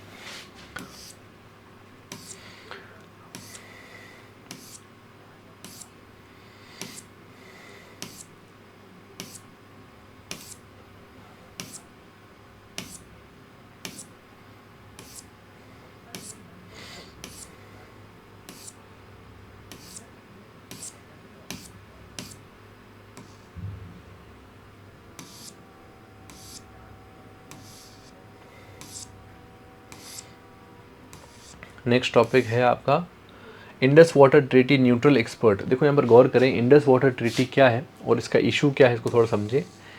देखो इस मैप से ही समझ सकते हैं आप, इंडिया के अंदर क्या चीज़ देखने को मिलती है कि ये जो नदियाँ हैं, ये सारी नदियाँ जो है वो आपने देखा होगा कश्मीर से निकल रही है और निकल करके और बेसिकली जो है पाकिस्तान के अंदर एंटर कर रही है ना। अब ये जो पांचों नदियाँ जाकर के पाकिस्तान में मिलती है, तो इसमें क्या चीज़ देखने को मिलती है कि भाई 1960 के अंदर यहाँ पर एक पैक्ट हुआ था जिसके अंदर इंडिया पाकिस्तान के साथ में वर्ल्ड बैंक ने बैठ करके एक ट्रीटी कराई थी कि भाई जो इंडस नदी है, जो ये इंडस नदी है, इस इंडस नदी के अंदर जो पानी बहता है तो उसमें से कितना पानी पाकिस्तान को मिलेगा और कितना पानी जो है वो बाकी जो दूसरी बेसिकली कंट्रीज़ हैं यहाँ पर, वो उनको मिलेगा। तो ऐसा यहाँ पर क्या देखने को मिलता है कि ये जो इंडस का पानी है उसके अंदर जो जो नदियां हैं उसको बांट दिया गया था 1960 में, और बांट करके ये बात कही गई थी दैट जो ऊपर की 3 नदियां हैं उन तीनों नदियों का जो पानी है वो बेसिकली जो है वो मिलेगा पाकिस्तान को, और जो नीचे की 3 नदियां, ऊपर की नदियां कौन सी हो गई, जैसे इंडस हो गई, झेलम हो गई और चेनाब हो गई, है ना। तो ये सारी नदी जो है उनका पानी जो है वो मिलेगा पाकिस्तान को 90%, और इंडिया को जो है वो नीचे वाली जो 3 नदियां हैं जैसे चेनाब है, रवि है, बीस है और सतलुज है, इन तीनों का जो पानी है वो मिलेगा इंडिया को। तो ये 3 नदियां ऊपर, 3 नदियां नीचे, तीनों को आपस में बांट दिया, है ना। लेकिन यहाँ पर क्या चीज़ देखने को मिलती है कि ये पानी बांट तो दिया, लेकिन यहाँ पर जो है वो सभी दोनों देशों को अलाउ किया कि भाई आप डैम अपने हिसाब से बना सकते हो, डैम बनाने में कोई इशू नहीं है ना। अब यहाँ पर क्या देखने को मिलता है, इंडिया यहाँ पर क्या करता है कि ये जो झेलम नाम की आपको रिवर दिख रही है, इस झेलम की एक छोटी सी ट्रिब्यूटरी है, उस ट्रिब्यूटरी जो है उसके ऊपर इंडिया ने यहाँ पर क्या किया, इंडिया ने यहाँ पर एक डैम बनाया, है ना। तो इसमें गौर करने की जैसे कोशिश करें, यहाँ पर इंडिया ने डैम कैसे बनाया, जैसे मान लीजिए कि ये नदी जा रही है, ठीक है, और ये जो नीलम रिवर है और यहाँ से झेलम जा रही है, ये बॉर्डर है, इधर पाकिस्तान है, इधर इंडिया है। तो ये जो नीलम रिवर जा रही है, तो यहाँ पर हमने क्या किया कि भाई ये जो नीलम रिवर है उसके अंदर हम लोगों ने यहाँ पर डैम बनाया, और डैम बना करके, क्योंकि पहले तो क्या था पानी सीधा चला जाता था इसके अंदर, अब हमने क्या किया, डैम बना करके रख दिया, और बाद में डैम से हमने क्या किया कि जो पानी था वो वापस इस तरफ मूव करके और यहाँ से जो है वापस डाल दिया नदी के अंदर। भाई हिसाब से अब देखा जाए तो पाकिस्तान के अंदर जब पानी एंटर हो रहा है तब तो वो उतना ही पानी है जितना पहले था, क्योंकि जितना पानी इसमें से इसमें आ रहा है, यहाँ से यहाँ जा रहा है, उतना ही यहाँ से यहाँ जा रहा है, और ये पानी तो एज इट इज़ जा ही रहा है। तो ऐसे में पानी हम लोग बराबर भेज रहे हैं वहाँ पर, है ना। लेकिन इसके बावजूद भी पाकिस्तान का ये कहना है कि नहीं, ये तो गलत बात है, ऐसा आप नहीं कर सकते। तो इंडियन का क्यों नहीं कर सकते, तो उनका ऐसा आप नहीं कर सकते, तो इंडियन का मैं तो करूँगा। तो इंडिया ने यहाँ पर वास्तव में ये डैम बना लिया और इसका नाम रख दिया किशन गंगा डैम। किशन गंगा डैम हमने बनाया है और इससे इलेक्ट्रिसिटी हम जनरेट करते हैं। तो पाकिस्तान ने बहुत ऑब्जेक्शंस किए और वर्ल्ड बैंक जाकर के बोला कि भाई ये चीज़ गलत कर रहे हैं, वो इस तरह से डैम नहीं बना सकते। तो ऐसे में वर्ल्ड बैंक ने एक न्यूट्रल एक्सपर्ट को रखा कि भाई आप यहाँ पर देख करके बताएं। तो न्यूट्रल एक्सपर्ट ने रिसेंटली ये बात कही कि भाई इंडिया के क्लेम में दिक्कत क्या है, आपको पानी उतना का उतना मिल रहा है, तो फिर वो भले डैम बनाओ भले कुछ भी बनाओ, आपको क्या लेना देना है ना। तो उसने भी हमारे ही फेवर में यहाँ पर जजमेंट दिया है, ये चीज़ यहाँ देखने को मिलती।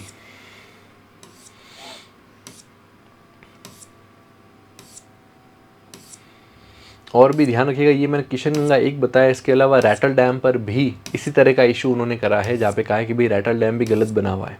ये चेनाब के ऊपर एक डैम है रैटल डैम नाम से।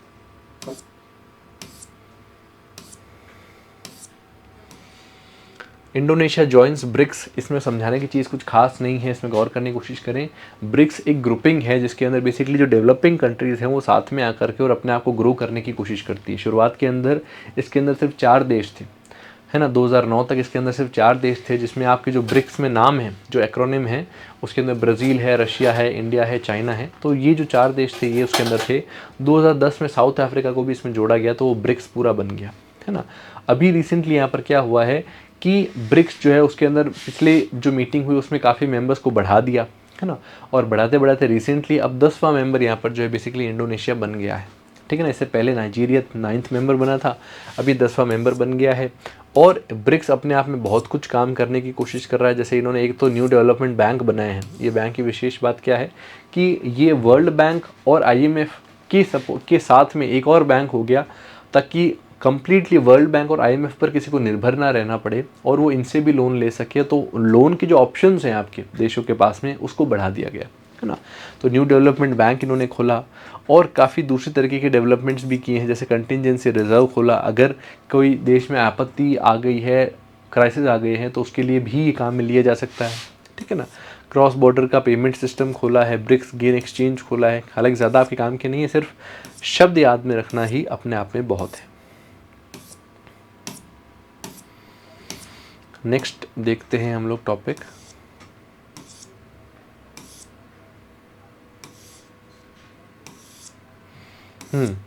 सुनिए, देखो यहाँ पर क्या देखने को मिल रहा है कि मेटास कम्युनिटी नोट्स, देखो इसमें क्या होता है कि हर एक जो जो आप कह सकते हो इंटरनेट के ऊपर वेबसाइट है, वो इस चीज़ से आप कह सकते हो तंग हो रखी है कि वास्तव में जो वेबसाइट है या वास्तव में जो सिचुएशन है उसके हिसाब से जो एक्चुअल में सिचुएशन है उसमें देखने को मिलता है कि जो मेटा है ना, जैसे जिसको हम लोग फेसबुक कहते हैं या जो मेटा है, तो उसके अंदर ये चीज़ देखने को मिलती है कि मेटा और उससे रिलेटेड जो काम पे वहाँ पर काफ़ी ज़्यादा फेक न्यूज़ आती है। और फेक न्यूज़ आने का अल्टीमेटली इफेक्ट ये देखने को मिलता है कि इन फेक न्यूज़ के कारण से, इन फेक न्यूज़ के रीज़न से, इनके कारण से बेसिकली जो है वो देखने को मिलता है कि मेटा जो है वो काफ़ी ज़्यादा उसके खिलाफ चीज़ें जो है वो जा रही थी। तो ऐसा यहाँ पर क्या देखने को मिलता है कि मेटा जो है वो अल्टीमेटली यहाँ पर एक फैक्ट चेक यूनिट बनाता है कि भाई हम लोग फैक्ट चेक करेंगे, उसकी यहाँ पर कोशिश की जाएगी, है ना।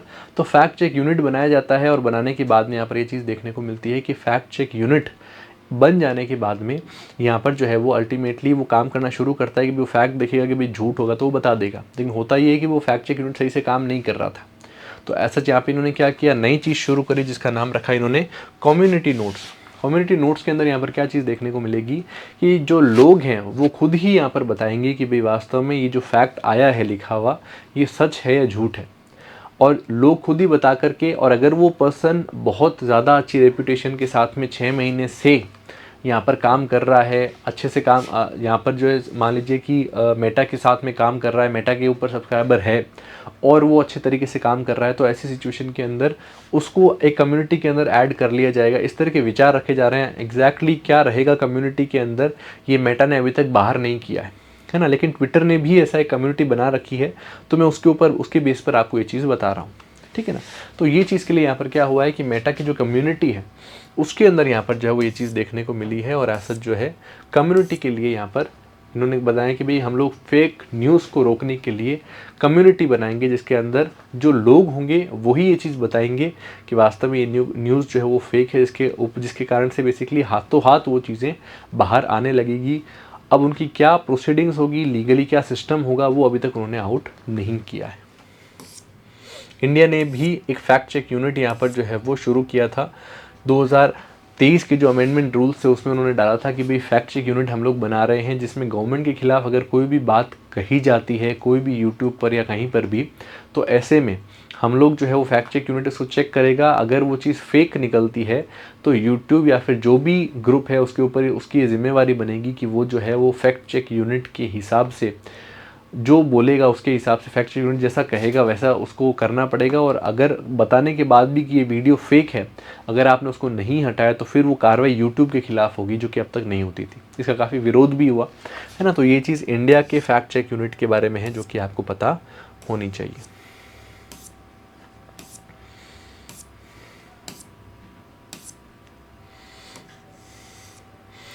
सेम सेक्स मैरिज का मतलब बेसिकली यहाँ पर क्या देखने को मिलता है कि इंडिया के अंदर जो है बेसिकली ये चीज़ सामने आती है दैट सेम सेक्स मैरिज के ऊपर जो है वो काफ़ी ज़्यादा यहाँ पर बात हो रही थी। जिसमें गौर करें कि इंडिया में पहले थर्ड जेंडर को माना ही नहीं जाता था। उसके बाद में यहाँ पर जो है वो एक केस आता है जिसके अंदर सबसे पहले 2013 के अंदर सुप्रीम कोर्ट यहाँ पर क्लैरिफाई करते हैं कि भाई हाँ ठीक है, हम लोग ये मानते हैं, है ना। National legal service authority NALSA का केस होता है जिसमें सुप्रीम कोर्ट मानता है कि भी ठीक है, थर्ड जेंडर को रिकॉग्नाइज किया जाना चाहिए और कोई भी फॉर्म भरें उसमें सिर्फ 2 ही जेंडर नहीं होने चाहिए, 3 जेंडर यहाँ पर होने चाहिए, ठीक है ना।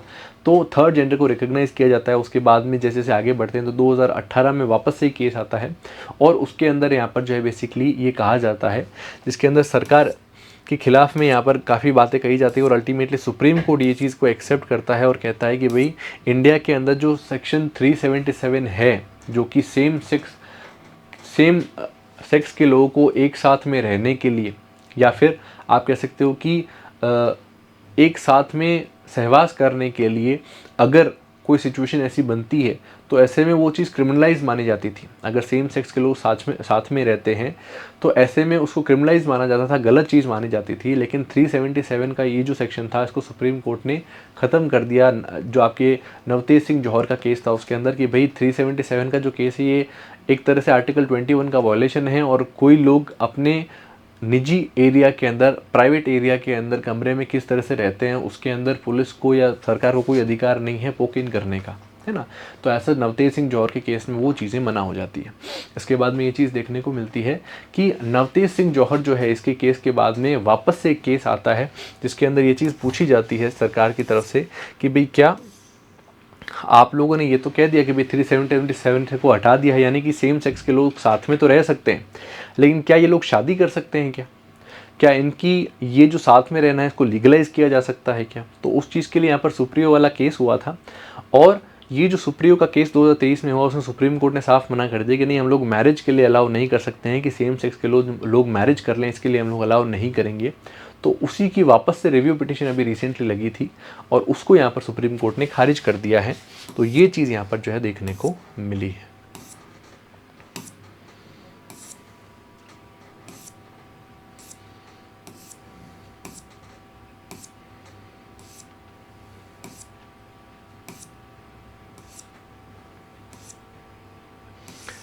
Electoral trust surge post electoral bonds. देखो यहाँ पर क्या चीज़ देखने को मिल रही है कि इलेक्टोरल ट्रस्ट जो है वो यहाँ पर जो है वो आगे आ रहा है। अब इसमें क्या होता है इसको गौर से समझें। इंडिया के अंदर पहले जो है वो इलेक्टोरल बॉन्ड्स का इशू था। इलेक्टोरल बॉन्ड्स बेसिकली क्या थे? इलेक्टोरल बॉन्ड्स का मतलब ये था कि अगर किसी को गवर्नमेंट को या किसी पार्टी को अगर पैसे देने हैं, चंदा देना है, जैसे बीजेपी को चंदा देना है या कांग्रेस को देना है, तो कोई भी कंपनी या कोई भी पर्सन को देना है तो वो पहले इलेक्टोरल बॉन्ड खरीदता था। जैसे मान लो एसबीआई में आप गए तो एसबीआई में आपने एसबीआई को बोला कि भाई मेरे को जो है वो बीजेपी को या कांग्रेस को 100 रुपये देने हैं। तो उन्होंने क्या किया, उन्होंने आपके लिए आपसे पैसे लेकर के बॉन्ड जो है वो आपको दे दिया। वो बॉन्ड ले जा करके और वो जो पर्सन है वो जो कंपनी है या वो जो पर्सन है वो ले जा करके और बेसिकली पार्टी को दे देता था कि भाई ये बॉन्ड आप रख लीजिए। तो इसका इफेक्ट क्या होता था कि वो जो पार्टी है वो फिर बैंक से उसको एनकैश करवा लेती थी या फिर अपने अकाउंट में डलवा लेती थी पैसे को, और इस तरह से पैसा जो है वो आता था। लेकिन इसके अंदर एक फ्लॉ क्या था कि पैसे किसने दिए, कहाँ से पैसे आए, इसकी जानकारी किसी को नहीं पता चलती थी। आम जनता को पता ही नहीं चलता था कि भाई किसने किसको कितने पैसे दिए, है ना, क्योंकि जानकारी सिर्फ एसबीआई के पास में थी, यानी सरकार तक ही सिर्फ बात पहुंच रही है क्योंकि एसबीआई गवर्नमेंट का बैंक है। तो सिर्फ गवर्नमेंट को पता है कि किसने कहाँ किसको पैसे दिए हैं, और जो पार्टी रूलिंग में है सिर्फ उसको पता है और किसी को कुछ नहीं पता। तो ये एक तरह से ट्रांसपेरेंसी की आप कह सकते हो कि गलत चीज़ होगी, अनकॉन्स्टिट्यूशनल चीज़ होगी। तो सुप्रीम कोर्ट ने क्या हुआ पिछले साल इलेक्टोरल बॉन्ड्स को अनकॉन्स्टिट्यूशनल डिक्लेयर कर दिया कि भाई इसके हेल्प से कोई अब काम नहीं होगा, इलेक्टोरल बॉन्ड्स अब काम नहीं करेंगे। और उसकी जगह पर उन्होंने कह दिया कि भाई अब इसकी जगह पे आप दूसरा विकल्प देखें। तो ऐसा क्या हुआ कि 2023 के अंदर सरकार जो है वो इलेक्टोरल ट्रस्ट का एक स्कीम लेकर के आई थी, इलेक्टोरल ट्रस्ट के हिसाब से काम करने की। इसमें क्या होता है, इसमें बेसिकली एक ट्रस्ट बनाया जाता है और एक कंपनी या एक तरह से एनजीओ की तरह काम करता है, जिसके अंदर जितने भी कंपनीज हैं वो अपना पैसा दे सकते हैं। और पैसा देने के बाद में ये ट्रस्ट जो है बेसिकली ये रिस्पेक्टेड जो भी पार्टीज़ हैं, बीजेपी है, कांग्रेस है, ये उनको पेमेंट कर देगी और कंपनी से पैसा ले लेगी। और इसकी विशेष बात क्या है कि कहाँ से कितना पैसा लिया और किसको कितना पैसा दिया, ये सारा का सारा जो है बेसिकली अकाउंटिंग इसके अंदर होती है और ट्रांसपेरेंटली सबको पता चलता है कि इतना पैसा आया है, इतना पैसा गया है ना। तो ये चीज़ यहाँ पर इलेक्टोरल ट्रस्ट कहलाती है, ट्रांसपेरेंसी के लिए काफ़ी अच्छा है और इलेक्शन कमीशन के अंडर ही काम करती है। बड़ी चीज़ ये है, इलेक्शन कमीशन के ही कहने कर और उसके हिसाब से ही काम करती है, तो वो भी एक अच्छी चीज़ है ना। इलेक्टोरल बॉन्ड जो थे वो तो बैंक्स के हिसाब से चलते थे, लेकिन ये इलेक्टोरल जो ट्रस्ट है ये इलेक्शन कमीशन के हिसाब से चलती है, तो ये और ज़्यादा विश्वसनीय है ना। तो ये सारी चीज़ें बेसिकली यहाँ पर जो है वो देखने को मिली है। इसके अंदर रिसेंटली अभी जो पैसे आए हैं उसमें इंक्रीज देखने को जो है वो मिला है।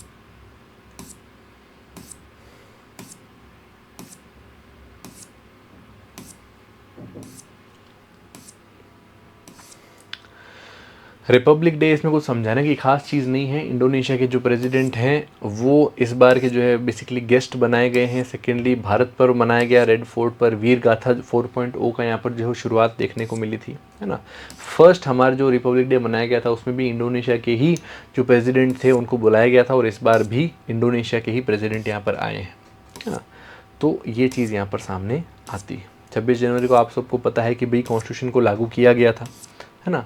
तो ये भी चीज़ इसमें बताने जैसी चीज़ नहीं है। नेक्स्ट यहाँ पे जो टॉपिक है दैट इज़ प्रवासी भारतीय दिवस। देखो जो भी लोग इंडिया के हैं लेकिन बाहर रहते हैं इंडिया से, उन लोगों के लिए जो है बेसिकली प्रवासी भारतीय दिवस जो है वो मनाया जाता है, जहाँ पर ये चीज़ देखने को मिलती है कि प्रवासी भारतीय दिवस के तहत जो लोग हैं उनको बेसिकली यहाँ पर जो है बाहर के जो हमारे लोग हैं जो अच्छा काम कर रहे हैं उनको यहाँ पर जो है बेसिकली सम्मानित करते हैं, बुलाते हैं। ये इसलिए मनाया जाता है क्योंकि इस दिन गांधी जी जो है वो साउथ अफ्रीका से इंडिया आए थे। तो ये काफ़ी आप कह सकते हो कि एक इम्पॉर्टेंट टाइम है, इम्पॉर्टेंट दिन है ना। तो इसलिए इसको मनाते हुए हम लोग जो है वो बेसिकली प्रवासी जो भारतीय हमारे रह रहे हैं उनको यहाँ पर मनाते हैं 8 से 10 जनवरी के बीच में। 9 जनवरी बेसिकली वो डेट थी और उस हिसाब से इसको मनाया जाता है। थीम क्या रखी है? डायस्पोरा कंट्रीब्यूशन टू विकसित भारत। चीफ गेस्ट कौन थे? क्रिश्चियन कार्गो जो कि प्रेसिडेंट है त्रिनिडाद और टोबैगो के।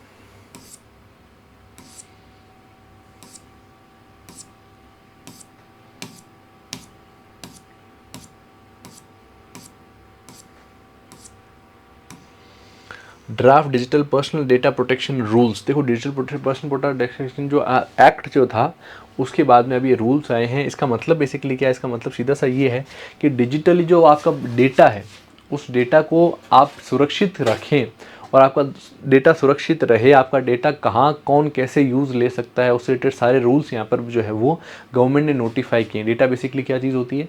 जैसे मान लीजिए कि इंटरनेट के ऊपर जैसे बहुत बेसिक चीज़ अगर हम लोग लें तो आपने यूट्यूब अगर चला रहे हैं तो यूट्यूब की जो आपकी हिस्ट्री है कि आपने क्या क्या चीज़ें देखी है, ये भी एक तरह का आपका डेटा है जो ये बताता है कि आप किस चीज़ में इंटरेस्ट रखते हैं, ठीक है ना। तो ये भी एक तरह का डेटा है आपका, है ना। सेकेंडली आपकी जो खुद की पर्सनल इन्फॉर्मेशन यूट्यूब के पास है, आपकी जो मेल आईडी है, मेल जो आपके आ रखे हैं, ये सब क्या है? ये आपका डेटा है, ठीक है ना। तो ये डेटा जो है वो कौन काम में ले सकता है, किसके पास जा सकता है, क्योंकि डेटा नया जो ज़माना है उसका ऑयल माना जाता है, जो नई जनरेशन है उसका ऑयल माना जाता है। जितना ऑयल इंपॉर्टेंट था इंडस्ट्रियल रेवोल्यूशन के समय में, वैसे ही आज की डेट में डेटा इंपॉर्टेंट है। तो यहाँ पर क्या क्या रूल्स हैं? सबसे पहले नोटिस का कंसेंट देने के लिए अगर आप किसी का डेटा ले रहे हैं तो आपको पहले उससे पूछना पड़ेगा कि भाई आपका कंटेंट और आपका डेटा हम लोग ले लें क्या। जैसे आप लोगों ने देखा होगा कि कोई भी ऐप हम लोग लेते हैं तो वो ऐप आपसे परमिशन मांगती है कि क्या हम लोग फ़ोटोज़ में एंटर कर जाएं, क्या हम लोग आपके जो है वो फ़ोन कॉल लॉग्स देख सकते हैं क्या। तो ये सब चीज़ें क्या है? आपकी कंसेंट लेना। तो वैसे ही डेटा लेने के लिए कंसेंट लेना पड़ेगा। अगर बच्चा है तो पेरेंट्स से कंसेंट लेना पड़ेगा। इसके अलावा डेटा को आप 3 साल से ज़्यादा नहीं रख सकते हैं, 3 साल के अंदर बाद में आपको उसको डिलीट करना पड़ेगा। कंसेंट मैनेजर्स रखे जाएंगे जो कि जो है वो डेटा प्रोटेक्शन बोर्ड की तरफ से सर्व करेंगे, जो कि आपके डेटा प्रिंसिपल्स के साथ में यानी कि जो डेटा रख रहे हैं उनसे यहाँ पर जो है वो कंसेंट का और विड्रॉल का सारा बात करेंगे और कोई इशू होगा तो उसको चेक करेंगे। डेटा ब्रीच का नोटिफिकेशन आपको हाथों हाथ में आएगा। गवर्नमेंट डेटा प्रोसेसिंग के बारे में यहाँ पर बता रही है कि भाई कैसे कैसे लीगली ही डेटा को प्रोसेस किया जा सकता है, इलीगली आप प्रोसेस नहीं कर सकते। राइट टू प्राइवेसी के अगेंस्ट है ये चीज़, जो कि पुट्टोस्वामी के जजमेंट में आया था।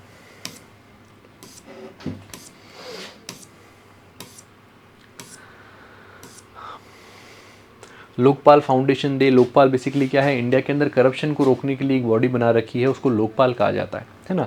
ये बेसिकली स्वीडन की एक अथॉरिटी थी और इसी को अब यहाँ पर जो है वो इंडिया के अंदर लाया गया है। उसको उस समय ओम्बड्समैन कहते थे, इंडिया में इसको लोकपाल कहते हैं। अगर कोई भी तरह का मिनिस्टर्स के अगेंस्ट में केस होता है, जैसे मान लीजिए सपोज़ कीजिए कि ऐसा होगा कि भाई प्रधानमंत्री ने रिश्वत ली है या किसी मिनिस्टर ने रिश्वत ली है, करप्शन किया है, तो उनके खिलाफ जाँच करने, कार्रवाई करने का जो काम है सारा, वो सारा का सारा लोकपाल करता है ना। तो ये जो लोकपाल है इसकी अथॉरिटी, हालांकि इंडिया के अंदर इसकी अथॉरिटी की इतनी पावर नहीं, लोकपाल की जो पावर है वो काफ़ी कम है इंडिया के अंदर, क्योंकि लोकपाल मेयरली एक इन्वेस्टिगेशन एजेंसी की जैसा बना हुआ है, जब क्योंकि अल्टीमेटली ये सारी चीज़ों को कलेक्ट करके और कोर्ट में दे देता है, ठीक है।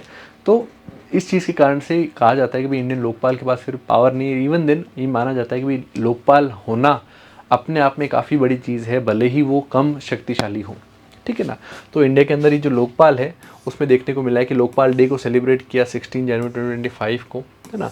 2 लोकपाल अभी, जैसे फर्स्ट लोकपाल जो है वो पिनाकी चंद्र घोष थे, और अभी करंट में जो लोकपाल है वो अजय मणिकर राव खाविकर जो है बेसिकली उनको बनाया गया है।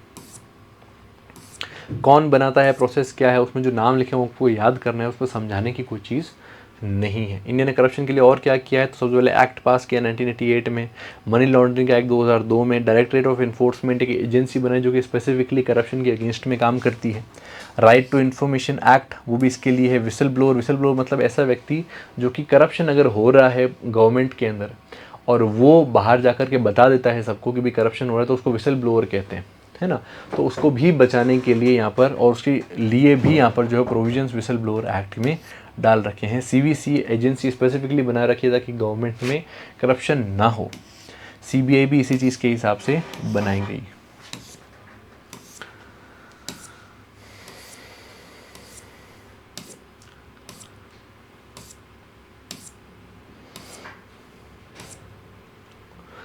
नाइन ईयर्स हो गए हैं स्टार्टअप इंडिया को। स्टार्टअप इंडिया बेसिकली जो नए बिजनेसेस इंडिया में ग्रो हो रहे हैं, तो वो पहले 10 साल तक उनको स्टार्टअप माना जाएगा। इनको किस किस तरह से तरीके से बुलाया जाता है, तो यूनिकॉर्न किसे कहा जाता है, जो कि 1 बिलियन की वैल्यू जिस स्टार्टअप ने ले ली उसको यूनिकॉर्न कहा जाता है। डेकाकॉन मतलब 10 बिलियन, हेक्टोकॉन मतलब 100 बिलियन, मिनकॉन मतलब लेस देन 1 बिलियन, और सोनीकॉन मतलब startup has a potential to reach valuation of 1 billion. जैसे फॉर एग्जांपल आपने कई सारे देखे होंगे, जैसे जोमेटो है ना। तो जोमेटो अभी शुरू हुआ है लेकिन उसकी वैल्यूएशन बहुत ज़्यादा बढ़ चुकी है। तो ये उनमें से एक है। हालांकि इंडिया में जो स्टार्टअप्स है उसमें से 100 में से कोई एक स्टार्टअप जो है वो चलता है, बाकी स्टार्टअप्स नहीं चल पाते हैं। तो ये सारी चीज़ें भी इंडिया में देखने को मिल रही है। इसलिए सरकार जो है वो startup India, stand up India, make in India ऐसे कई तरह के काम कर रही है ताकि इस तरह से बिजनेसेस को सपोर्ट किया जा सके। ओके, ये चीज़ यहाँ देखने को मिलती है।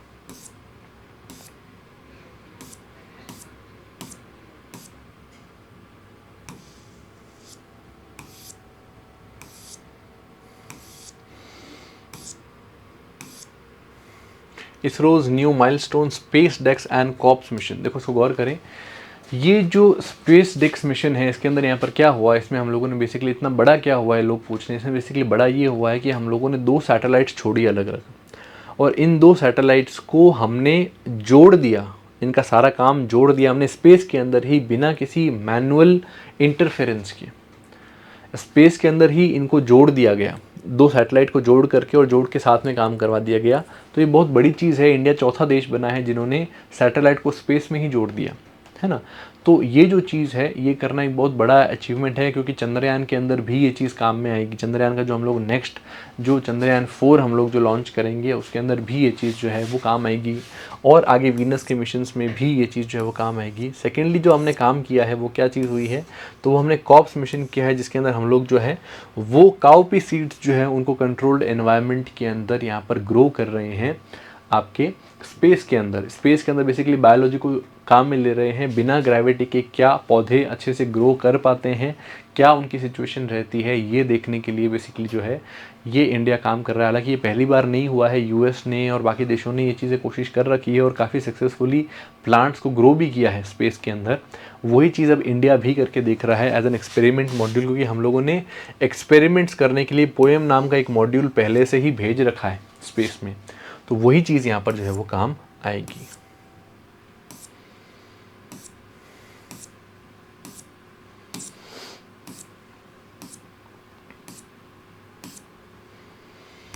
Three significant addition to Indian Navy. Indian Navy में नई जो है बेसिकली चीज़ें आई हैं। क्या आई है, INS नीलगिरी, INS सूरत और INS वागशीर। देखो ये शुरू की 2 तो इतनी इंपॉर्टेंट नहीं, लेकिन वागशीर ज़्यादा इंपॉर्टेंट है। क्यों इंपॉर्टेंट है, क्योंकि ये 6th सबमरीन है आपके प्रोजेक्ट 75 के तहत। 1999 के अंदर बेसिकली इंडिया की जो सबमरीन्स थी उन्होंने कारगिल वॉर में काफ़ी ज़्यादा यहाँ पर जो है वो इंडिया की हेल्प करी थी, और इंडिया की सबमरीन्स वहाँ पर ख़त्म भी हो गई थी, है ना। तो ऐसे में यहाँ पर क्या हुआ कि इंडिया जो है उन्होंने यहाँ पर कारगिल के बाद में जो हमारे कैबिनेट थे उसने तय किया कि हम लोग जो है 24 सबमरीन्स बनाएंगे, और उसके अंदर से भी जो 6 सबमरीन्स होगी वो न्यूक्लियर पावर्ड सबमरीन्स होगी, वो हम लोग बनाएंगे। तो उसके अंदर जो फर्स्ट 6 सबमरीन्स थी वो 6 सबमरीन्स हम लोगों ने जो है वो यहाँ पर बना ली थी। और वो जो 6 सबमरीन्स थी उसमें छठी सबमरीन जो है वो रिसेंटली मिली है, जो कि INS वागशीर है, ठीक है ना।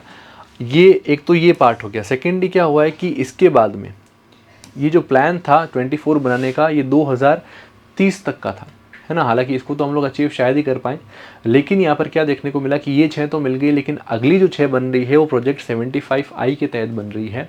अब इसमें यहाँ पर क्या है, गौर करना, पहले की जो बनी है उसके अंदर डीजल पावर्ड सिस्टम है सारा, है ना। जबकि अब जो बनने जा रही है, अब जो नई बनने जा रही है, उसके अंदर प्रोजेक्ट 75I के अंदर वो हम लोग कोशिश कर रहे हैं कि अब जो बनेगी उसके अंदर हम लोग जो है वो इंडिपेंडेंट एयर प्रोपल्शन सिस्टम डालेंगे। इसका मतलब क्या होता है, देखो सबमरीन का मतलब क्या है कि सबमरीन पानी के नीचे रहती है और नीचे रह करके और बेसिकली जब ज़रूरत पड़ती है तब यहीं पर अटैक करती है और अटैक करके वापस से चली जाती है, क्योंकि पानी के नीचे तो किसको दिखती भी नहीं, पता भी नहीं चलता, है ना। तो इसका फ़ायदा यहाँ पर जो है वो अल्टीमेटली आपको मिलता है और एनिमी कुछ नहीं कर पाता। जैसे हमारे यहाँ पर जो है वो बेसिकली हमारी ही शिप्स 1971 के अंदर या 99 के अंदर हम लोगों ने जा कर के और बेसिकली पाकिस्तान पे अटैक किए थे, ठीक है ना। तो इन सब चीज़ों के कारण से बेसिकली जो है वो सबमरीन काफ़ी इंपॉर्टेंट होती है। तो नॉर्मली हमारे पास जो सबमरीन होती है, इलेक्ट्रिक सबमरीन होती है, तो उसके अंदर क्या होता है कि हर 48 आवर्स में उसको जो है वो ज़मीन पर ऊपर सतह पर आना पड़ता है, हवा में आना पड़ता है, ताकि वो वापस से उसको चार्ज किया जा सके उसकी बैटरीज़ को।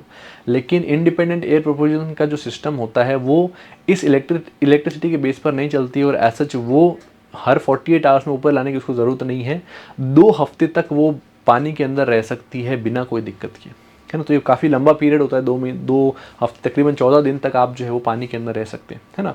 तो ये काफ़ी ज़्यादा स्ट्रैटेजिकली काम की चीज़ है और इन सब चीज़ों के कारण से बेसिकली जो है वो हम लोग अब उस तरह की जो है बेसिकली बनाने जा रहे हैं और उसकी तरफ हमारे जो है वो काम बढ़ रहा है। प्रोजेक्ट 75 और प्रोजेक्ट 75I के अंदर मेजरली ये डिफरेंस है, जहाँ पे कन्वेंशनल डीजल इलेक्ट्रिक सबमरीन्स की बजाय अब हम लोग जो है वो इस तरह की AIP टेक्नोलॉजी की चीज़ जो है वो लेने की कोशिश कर रहे हैं, जिसमें जर्मनी से, फ्रांस से, सबसे कोलैबोरेट करने का हम लोग जो है वो यहाँ पर विकल्प रख रहे हैं।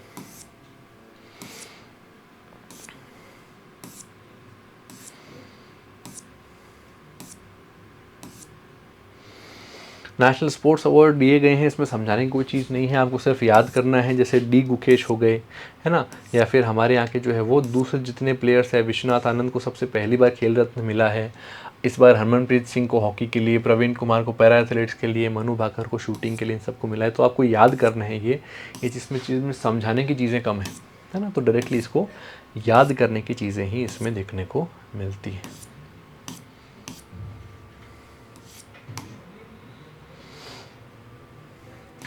USISE रिपोर्ट, ये बेसिकली एजुकेशन की रिपोर्ट है, जिसके अंदर ये चीज़ देखने को मिली है कि इंडिया में जो एजुकेशन का लेवल है उसके ऊपर यहाँ पे इन्होंने बताया कि ड्रॉप आउट रेट बढ़ रही है। इंडिया में लोग स्कूल छोड़ रहे हैं, बच्चे स्कूल छोड़ रहे हैं और स्कूल का आउटपुट लोगों को कम लग रहा है, जिस कारण से एजुकेशन की स्थिति भारत में बड़ी ख़राब है। इसके लिए सरकार क्या क्या कर रही है, सरकार ने 2020 के अंदर नई एजुकेशन पॉलिसी लेकर के आए। इसके अलावा जो है वो श्री स्कूल्स लेकर के आ रहे हैं, जहाँ पर एडवांस स्कूल होगी, जिसके अंदर ओवरऑल डेवलपमेंट किया जाएगा, है ना। राइट टू एजुकेशन डाल रखा है हम लोगों ने, अनुसंधान नेशनल रिसर्च फाउंडेशन डाल रखा है। तो सरकार काफ़ी सारा कोशिश उसमें कर रही है, मिड डे मील्स दे रही है, ये सब चीज़ें आपको पता है।